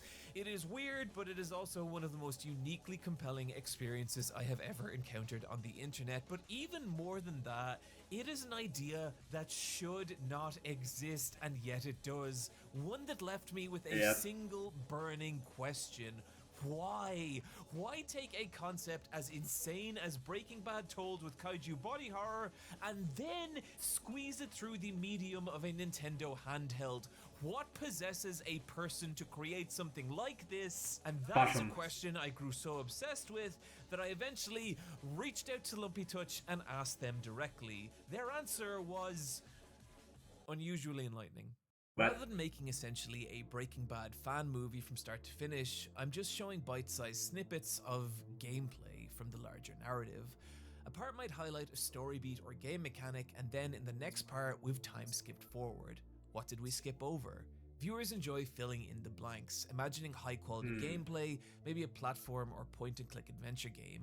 Some of my favorite comments are people making walkthroughs for a game that doesn't exist. They've analyzed the footage and extrapolated game mechanics, levels, strategies, etc. It's awesome. Seeing Lumpy Touch reflects so much of how I felt about fake video games and how they invite the viewer to collaborate was honestly really validating and made me feel like slightly less of a crazy person. No, you're crazy. I have been so willing to pour such an ungodly amount of time into this fucking video is because I genuinely think fake video games invite the viewer to engage in a way that few other art forms do. And the fact that they don't actually exist, that they are not complete projects, is a huge part of that because it forces us to ask not what is this, but what could it be? And I think that's a really powerful thing. something that would arguably be lost if these were real complete video games. And it was on that incomplete nature that Lumpy Touch said something else that for me slid into place the final piece of the puzzle in understanding why people create fake video games. Originally, when I set out to make content, I envisioned myself as a game dev rather than an animator. Unfortunately, making games is hard. Making fake games means I can sort of scratch that itch, build these worlds, and not invest 7 years of my life. I think this point is a big deal. We are now several generations into people growing up with video games as the dominant form of media, and video games being such a huge part of people's lives from such an early age, of course they're going to want to replicate that art. The only problem being is that making games is really fucking hard. While you do have exceptions like Bloodborne Kart, a fake video game that Pinocchio'd its way into becoming real, video game development is a viper's nest of creative arts and technical sciences, all pulling each other apart. The worst game you have played is a miracle. But with fake video games, they allow people to create the illusion of those realities without the monolithic barrier to entry, which means so many more people can build those worlds. So many more ideas can exist. So, to put all this together, Persona's IP obviously is not available, and the technical skill and manpower to actually make it happen would have been completely impossible. This could have only existed as a fake video game, and in those terms, it was successful. It was compelling. Even a decade after this was categorically proved to be a hoax, there are still people building onto it and cataloging it. And to add one last delicious layer of intrigue, the actual creator was never found. The Atlas XP5 YouTube channel going silent after the actual announcement of Persona 5, only for 6 years later to post 2 final cryptic videos, suggesting that maybe there was actually something more real here. But who fucking knows? I don't. But if you would like to know more about Persona 5 Imagining Project, I'm going to link to a phenomenal video by YouTuber Blue, who did an incredible job in detectiving all this information together. But as it stands, it's through Imagining Project we can see so much of what is so strange and special about fake video games. Which means, now that we understand all this, we can now answer that final question. Have I wasted a significant portion of my life making this video? Okay, I lied. We are going to address this. Okay. And to do so, we are going to talk about one final fake video game. And if I'm going to be honest here, it was this fake video game that is the entire reason this video exists. Meaning, the last hour and 20 minutes. So not only have you wasted your life in making this video, you've also wasted our time with all of this random bullshit, and you could have just gone on and just told us this. And this section spans like 40 minutes of the fucking entire video. Let's go! It's have really just been one long introduction. Yeah. God, I'm bad at this. No, you're not. I remember one of the first pieces of the artist Plastaboo that stood out to me. It was an illustration of the character Honey from the Sega Saturn game Fighting Vipers, and I love Honey. A lot of 90s fighting game characters had this really cool street fashion spliced with martial arts gear look that to this day I still think is awesome. And Honey, with her gothic Lolita dress blended with chunky protective gear, chest plates, elbow pads and shin guards, it captures that look in such a cool way. Her in-game story is that she wants to enter the Fighting Vipers tournament to promote her fashion brand, and beyond that, the most interesting things about her is that she's called Candy in Europe, and she also has an unlockable furry persona in Sonic the Fighters. Because of course. Basically everything you can know about the character, and so when you imagine fan art of her, beyond her look, there's not a whole lot to really draw on, and yeah. Oh. The bloody smudge trailing across her cheek, the streak of red on her pristine white glove, her face contorted into this ghoulish grin, her eyes curling upward in delight, the eerie way she she's looking up at you. It's like you, the viewer, have just hurt her, but she's delighted about it. As if the piece is asking, what if at the center of Honey's cute veneer is a frightening and violent person? It's kind of chilling, and if Plastaboo can create something this unsettling from this fucking character, it should tell you how good Plastaboo is at creating unsettling imagery. Their illustrations often feeling like these development sketches for some lost horror movie, frequently obscuring monsters behind scenery so that you never see the full thing, but generating an incredible amount of tension and intrigue. Some even creating horror from the mere implication that something might be there, lurking in the darkness. And that's an idea that's come up over and over in this video, right? The ability for an artist to imply something more than what we can see. And in the same way fake video game artists do this with the mechanical context of video games, Plastaboo does the same through dozens of different mediums and formats. Sometimes it's a news report warning of strange creatures with the ominous text, "They are silent." Sometimes it's packaging for Halloween masks that look just a little too real. But one of my favorites is this image of two creepy faces. And by itself, it is unsettling, but look at how much meaning and context Plastaboo injects into this piece by printing that image as the missing notice on the side of a milk carton with a tag that says Evidence 3, asking so many questions about what happened here and the kind of story that contains this moment. Plastaboo is exceptional at this, combining different mediums and formats to create these strange narratives, often mashing together multiple images in the same composition like it's some stream of conscious work in progress for a final piece that we never see. And it's weirdly unsettling, especially when it creates narratives that suggest something awful and frightening. Like this piece, where we see an image of a girl stepping forward with a welcoming look on her face, and then some kind of grotesque creature, its head encased in a metal device, clutching what looks like a newborn child. Then, the same girl's face contorted in terror, the same face again, now collapsed and broken. And finally, an empty chair sitting next to a memorial picture of the girl as a shadow of something looms out of frame. Sometimes Plastaboo will even build these narratives into entire worlds across multiple different secondary pieces, like a city flooded with a demonic red light, where there are no people, only bizarre elongated entities that stalk its streets and peek out at you from behind doorways. Another being a bizarre reality where small plush-like creatures wander these broken, desolate landscapes, encountering these awful otherworldly beings and massive, grotesque nightmare creatures, all while their perception of themselves and the reality around them warps and distorts. And yet another of these worlds is a nightmarish school building where something is very wrong, where uncanny monsters stalk its hallways and bloated abominations lurch from the shadows. And as a side note, I really love the detail here that the monster has the same hair color, hair clip, and even eye patch as the girl at the bottom of the stairs,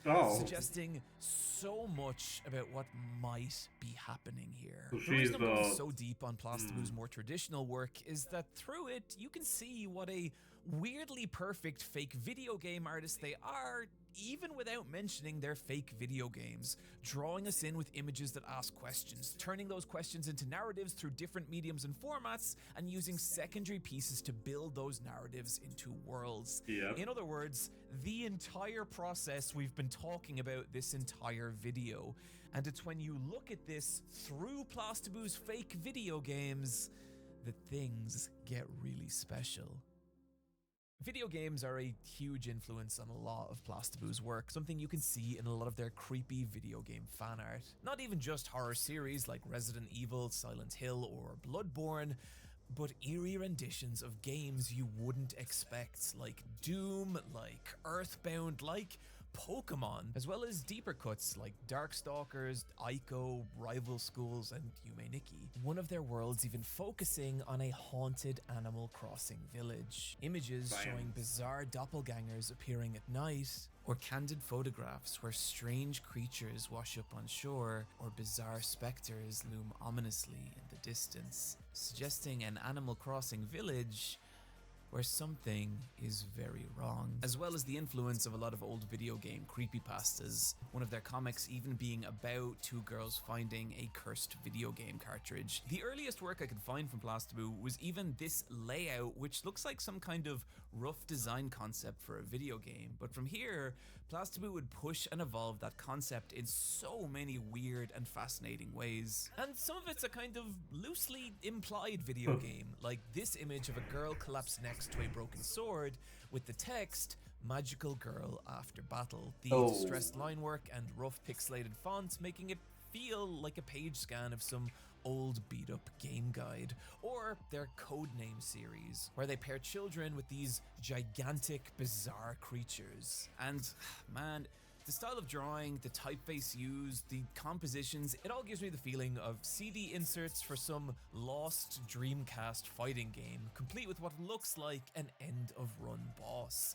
Other of Plastaboo's fake video games are more direct, and it's here where you can see their love of the aesthetic of video games, from fake box art and CD illustrations to full-on mock-up screenshots that cover a massive span of bizarre games, like Yummy Yummy Poomy, a strange PlayStation 1 survival horror about eating dinner, I think, that exists only across a few images, a mock-up screenshot that uses the limited low-polygon aesthetic of the PS1, as well as a full-on fake promotional poster and even a game over screen with the text, "No one can hear Poomy." Other fake video games including Lilo is Lost, a lo-fi first-person experience about exploring a bizarre, never-ending shopping mall, or Dream Trading Archives, which honestly I don't know what the fuck is going on here, but it looks awesome, or Home, which is just a bizarre game which also has a scanned troubleshooting section from its manual with hints about what to do if you start getting messages from aliens, or if grandma and grandpa die. If 3 days pass once you arrive at the cottage and grandma and grandpa are not in the house or nearby, they might be deceased. This does not affect the game except for the attic that would not be accessible for the rest of the game.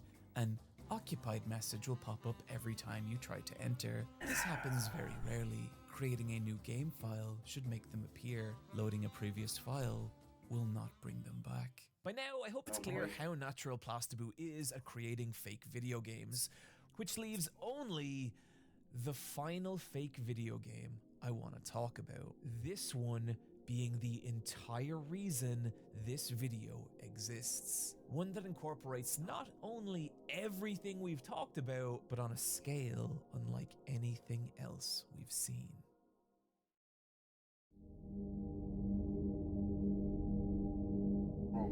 The stone bricks sink into the pearly waters of the swamp as the path extends in front of you. You can distinguish a flat landscape covered in cloudy waters and weeping willows, all enveloped in a thick veil of mist. This is the Silver Swamp. It is eerily silent. There is not the sound of insect, bird, or beast. The calm is almost haunting. Once you cross the mist, the atmosphere is filled with a violent silence that only ceases with the splosh of your foot hitting the water. The shapes of the mist swirl and spiral around you, and sometimes you'd swear you could see people in them. A faceless woman holding a child, a girl whose face is frozen in terror, a naked man staring out at you from behind a tree, emanating a threatening aura. But the phantoms are not what scares you. The more time you spend in the mist, the more a weariness creeps into your bones. I am doing something. I'm reacting You to find this. yourself in a constant battle just to stay conscious. If you happen to have a night watch mushroom, it will help you stay awake longer. Finally, a solid shape emerges from the mist, and you are confronted by the lost paladin. Be gone, Shadow. Return to the fog. You will not fool me twice. The lost paladin rushes you, raising his sword. only to crash to the ground, exhausted, collapsing into a deep slumber. Now that they are unconscious, you may choose to steal their sword. You do. You obtain the unbreakable path. Soon, you begin to worry that the paladin's fate will soon be yours. You try to stay awake, try to push through the deep mist and thick mud, but soon you can barely distinguish between reality and a dream. The swamp water covers your body like silken sheets.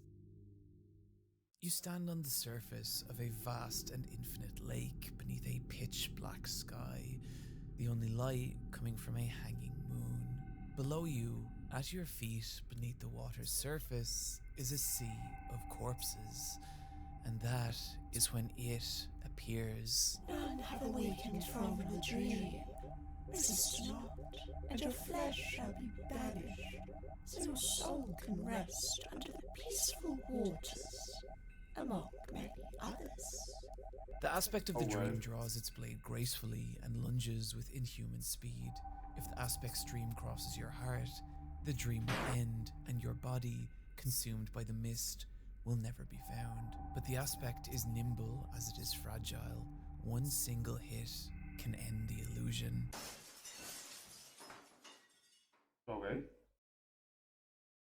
Once the dream is shattered, you wake up in a different place. The mist is gone and the buzz of insects and nature surrounds you completely. You feel the cold breeze against your soaked clothes. You acquire a new weapon. Memory of the Stinger. What I just read is a slightly adapted passage from the book Vermis, and Vermis is simple. It is an official guide for a game that doesn't exist. Its pages are filled with walkthroughs for its different areas, bestiaries of the monsters you face in them, item pickups and their locations, even an in-depth list of character classes. But despite all this, what Vermis actually is, I thought or the songs how you they've done for interact Riot. with it, is curiously opaque. While its text is full of But I'm not really information a fan about of its them. world, it never goes so far to outright describe what kind of game Vermis is. There are no controller layouts, screenshots, or even descriptions of its gameplay mechanics. In fact, the only definitive clue I could find that Vermis is even intended as a video game is a fake torn sticker on the cover of its second volume reading "Game Disc Not Includ." And I'm going to assume that those missing letters are Ed. What this world is and how you experience it is a mystery, but that mystery is a huge part of the joy of experiencing Vermis. Rather than directly telling you anything, Vermis is constantly asking you to infer its meaning, and that begins as soon as you hit the character select. Although Vermis doesn't even tell you this is a character select. That's something you have to infer both from the title, Vermis, which this medical website tells me is the part of the brain that coordinates movements, as well as many cryptic passages about which flesh do you choose, which flesh is yours, leading me to believe that we the reader are meant to be some kind of disembodied spirit sliding into the brains of these characters and vermising them. And this idea comes up a lot, the idea that this body is not yours. What an unusual amount of emphasis to place on such a specific point. I wonder will that become relevant later? It's through these character sheets we can infer more about Vermis's world. Each page includes a text description of the character's past, their starting items, 4 stats broken into strength, intelligence, faith, and will. However, the most curious part about these character sheets is the morality gauge, with each character having an alignment between good and evil. But what's interesting is good and evil don't seem to mean quite what they do in our world. Rather, the actual page explaining good and evil isn't described as morality, but the kinds of flesh, where good is defined by a light cannot be faded by darkness. It will shine even in the darkest corners of the world. And evil, darkness is eternal, infinite, unrelenting, no one can escape it. we are born in the light and we rot in the dark. What's kind of interesting here is that these descriptions don't really reference moral or virtue. Rather, they seem to be pointing out some vague capacity to endure despair. And what's interesting is the alignment of the characters supports this. The ones who are considered good are people with purpose, people who, even through the darkness of this world, have managed to cling on to some vital piece of themselves, their memories, their identities, and use those to move forward. Whereas the evil characters are the opposite. People who have become overcome with despair and in doing so, losing some core part of themselves, giving into madness or nihilism or one of the more insidious belief systems of Vermis's world. And again, that's an oddly specific point to make. And why is this image back on screen? What is that music? It's like we're building to some kind of conclusion, possibly suggesting some kind of alignment system. Immediately following the character select is a page called The Known Gods. But apart from this lovely little piece of flavor text, there's no actual information about who these gods are or how they relate to each other, meaning, like everything in Vermis, if you want to understand them and thus their wider effect on the world, you're going to want to keep a pen and notebook to collect the little breadcrumbs of lore Vermis will occasionally drop you. The first of those breadcrumbs coming when you turn the page and begin your journey in the shadow of a gigantic skeleton.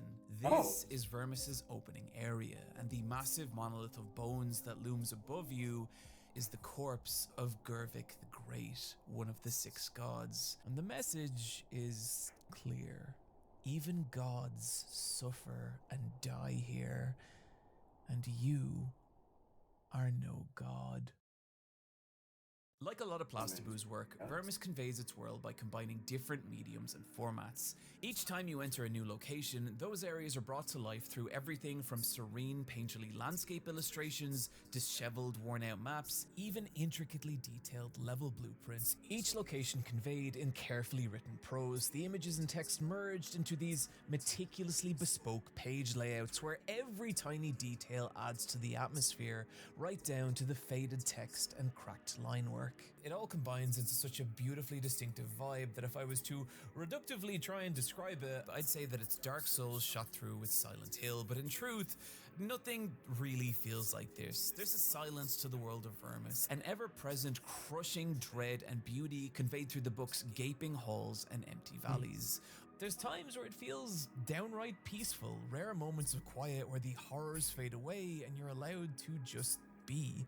Welcome reprieves considering the abject nightmare that is everything else in this reality. A darkness you can feel in particular in your occasional encounters with other people. Other humans are rare in this world, and when you do encounter them, it's often in their final moments. You'll turn a corner and see a knight strike an exhausted killing blow on some great ogre, only for her to crumple to the ground, blood seeping out between the cracks in her armor, and she notices you. Desperate and pointless final words tumble out of her mouth, and then cease. When you do encounter the living, it's often people drowning in their own despair, like the Lonely Knight. An imposing looking figure, but someone just wandering this world looking for companionship. So lonely and broken after losing the person he loves that he will not even defend himself if attacked. And it's depressing. It's a land full of these broken people, some so exhausted and torn apart by the terrors of this place that they now just cower, shaking with madness and fear, their minds bent and warped. The warriors they were now gone, leaving only quivering shells. Old gods, please help me. The horror. I can't look at them. Rotten, dismembered, torn to shreds, and yet standing up, looking at me. Please, go away. I can't help you. Stop this madness. Despair through horror is a huge part of Vermis. This is a world that is constantly trying to break you and every character in it. And that horror comes in many forms. You'll enter lonely forest cabins in search of some rest, only to awaken to the echo of strange chanting as you notice there are no shadows under your feet, that this bizarre sentient place is trying to digest you. Worse than the places you'll find though are the things you find there. Vermis's monsters are creative as they are frightening. Plastibu's eerie, uncanny artwork accompanied by some truly unsettling descriptions, like the pale swordsman marionette. Hidden in the shadows, a wooden abomination lurks endlessly throughout the insides of the labyrinth, endlessly wandering the long, dark hallways, crawling its walls like a spider. It's through these monsters you'll feel Vermis's world constantly attempt to pull at and manipulate the player, like the Cellar Daughters, insect-like creatures that mimic the cries of children in hopes of drawing victims within range of its gnashing teeth, or the Dubious Friend, a fun-loving little fellow who prances and dances trying to convince you to follow him with whimsical cries of, "It is here, I am me, I have found it," all while a long tendril protrudes from his back and trails into the shadows behind him, as if some unseen creature lies just out of sight, luring you into the darkness. Some monsters even serving as these gruesome cautionary tales as to the kinds of things that can happen people here, like the abyssal devotees of the Moonlit Tower, where the 6 different monsters you'll find there are all just these deranged cultists at different stages of some dark enlightenments. As they continue down the path towards some awful truth, their forms begin to crack and distort, their human shells crumbling away as they become grotesque floating nervous systems connected to a gleaming light, a creature that causes madness to anyone who approaches it, before ascending to their final impossible form, one that cannot be comprehended or destroyed. Any trace of identity or humanity now gone. When Vermis is at its strongest is when it combines its atmospheric locations and unsettling monster design and uses them to tell these simple but extremely memorable little stories. When you first encounter the Green Sun ruins of the Goblin Princess, you expect what you would from any dungeon ruled by a Goblin Princess. But once you enter, something feels wrong. Initially, the only enemies you encounter are not goblins, but the undead, brought to life by a necromancer, and later, a strange beast that lies trapped down a massive I actually completely forgot for a second that this was a fake video game. Any goblins you do find are decrepit and old. They peer out Damn, this actually is so immersive. Anxious to avoid combat. You make your way through the area and you eventually encounter this dungeon's boss monster, the Goblin Knight. This formidable foe fights with slower yet aggressive movements. A direct blow from one of his axes could be fatal. If you carefully avoid or block his attacks for some time, you will eventually exhaust him, and that would be the optimal chance to thrust your weapon into one of the armor's apertures. Once you hurt him enough, he will fall to his knees. Exhausted, the Goblin Knight turns his head, staring into a dark hallway at the bottom of the room. He contemplates it for a few seconds, then screams at the top of his lungs and rises once again. The blood pours from his wounds like a fountain due to the pressure. He's going berserk. The knight won't last long, but he will battle fiercely until the very end. Once you defeat the Goblin Knight, you're given the option to remove his helmet, and if you do, you discover he's not a goblin at all, but a human. And if you check the room he glanced at during your battle, you will discover a large sarcophagus containing the corpse of a long-dead human princess. And when you return to the hallway, you see the ghostly visage of this princess over the Goblin Knight's corpse. In Book 2, you learn the full meaning of this place, the tale of a malicious queen who built her kingdom on the bones of these scrawny creatures, the goblins fearfully following her every command. The queen soon grew beyond cruel, becoming torturous and depraved, to the point that when she gave birth to 2 daughters, one was a beautiful young girl who would become known as the Goblin Princess, and the other an abomination, a punishment for the queen's sins. The queen had her monstrous daughter hurled down a well where it grew into a terrible beast, to which she enjoyed feeding her servants, while her other daughter, and opposite in many ways, grew more empathetic and loving to the terrified goblins who once lived so freely, eventually mounting a rebellion and overthrowing her evil mother and casting her down into the pit to be devoured by the daughter she had imprisoned there. The princess, protected by her loyal goblin knight, turned this land into a sanctuary where no goblin blood would ever be spilled again. Until you. The goblins feebly attempting to guard the corpse of the princess who had showed them so much empathy and kindness. of course the player comes and messes everything up. Now cold and withered, her good deeds forgotten by the world except by her servants, who still stare at you from the shadows. Vermis is a extremely grim world, to the point that if it actually existed as a video game, I don't know how fun it would be. There's moments where Vermis relies on putting the player through unreasonable levels of cruelty. Exhaustion and loneliness are a huge part of this world, something you can see in the infinite hallways of the Shade Sanctum that trap the player for hours or days, where mind-numbing repetition and insanity begins to eat at the character. And while moments like that are really effective in concept, the idea of actually playing them sounds kind of unbearable. I think it's interesting that the format of a fake video game allows Vermis to go to these extremes, trapping the player in concept in the unbearable levels of cruelty of these hellish places. And in this regard, there is one area of Vermis that stands above all others.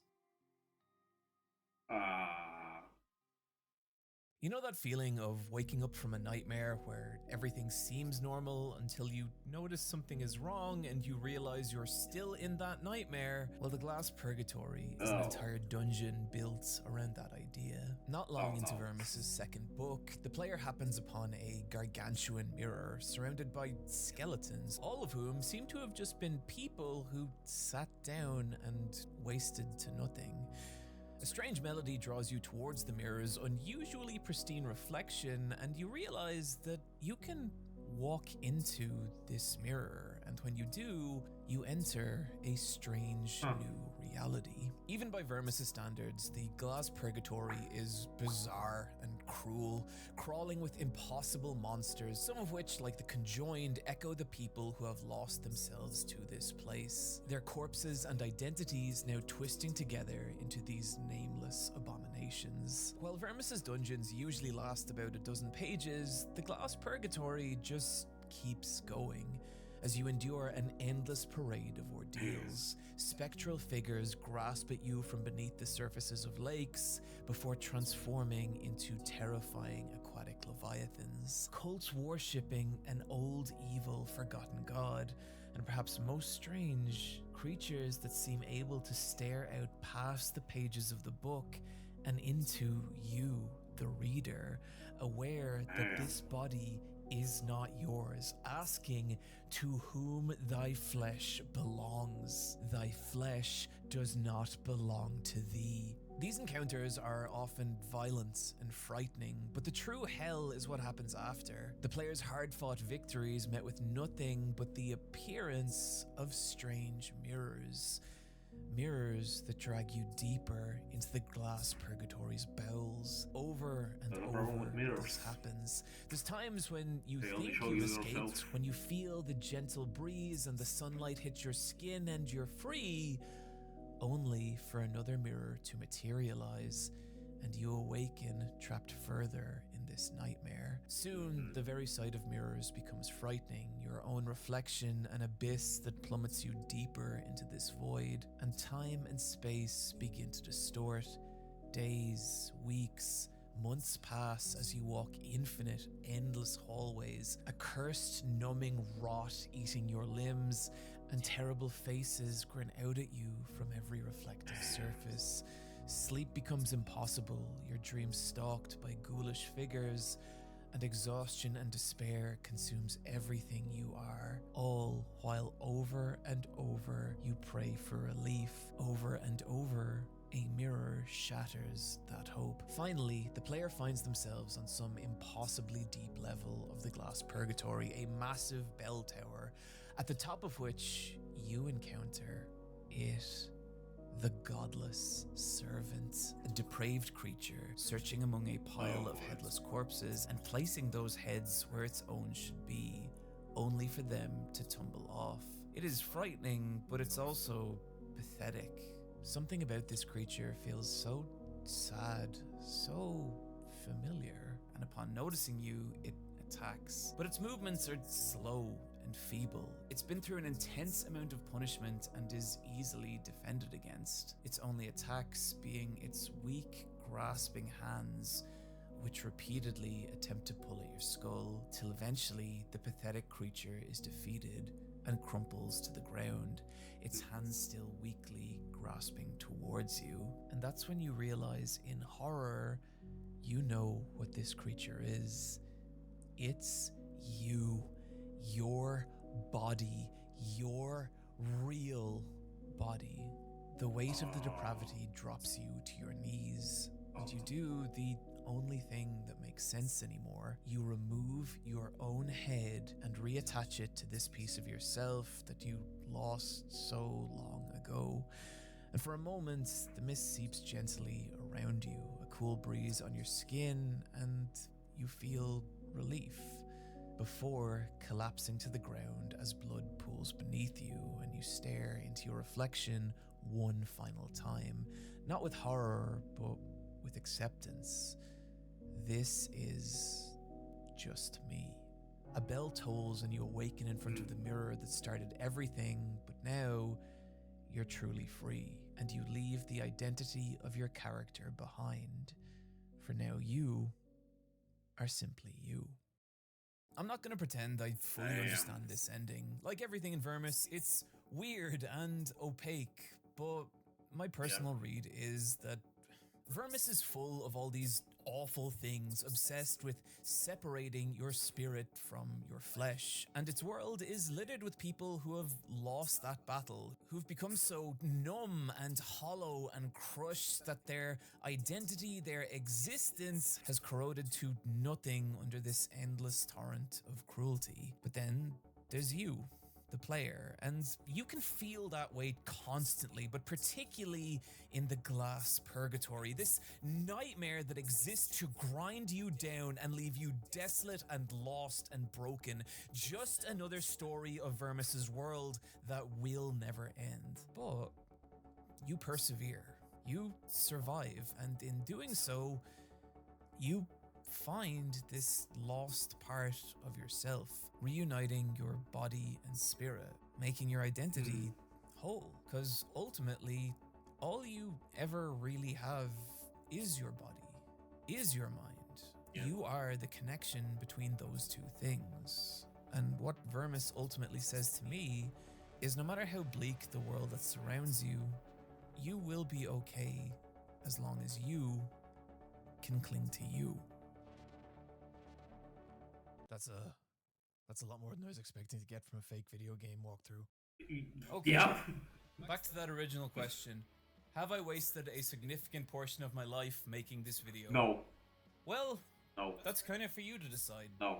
The truth you is, haven't. I've been working on this for so long, Oh, and joking I aside, you don't haven't. know how I feel about it anymore. I worry that the topic is too niche and that not many people besides me will care about it. But I think that's the two chatters in my my stream seem to not when care I talked about it, about but iPatchWolves at the honestly, start of this video, yeah, part of that is because I like selling t-shirts. But the truth is, you fucking told building a that brilliant world story. has been some of the most fulfilling shit of my entire life. And I want that for other people. I want people to build their own worlds. And I think fake video games are an amazing way to do it. It is still such a new art form, and people are still pushing the limits and figuring out what's possible. People like Plastaboo, and it's so fucking awesome. And I wanted to shine a light on that. That will introduce, hopefully, a lot of new people to the concept. So if you've been watching this video and thinking, oh man, I'd love to make my own fake video game, fucking do! There is nothing stopping you that wasn't Yeah, I stopping guess I should. every single creator we've talked about. Go. Build those worlds so that I can walk around in them. There. Okay. That's it. That's my video. Okay. Oh, Friends, thank you for joining me. Sorry. Holy damn. That was fucking something. Oh, I just wow.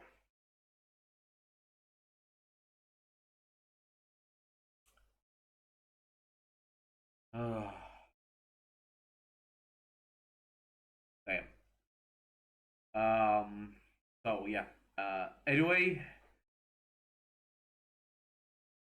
Yeah, fake video games, like, they seriously are not limited by anything. They just can create, yeah, a lot of horror, but a lot of good reimaginings all around. And damn, it's impressive.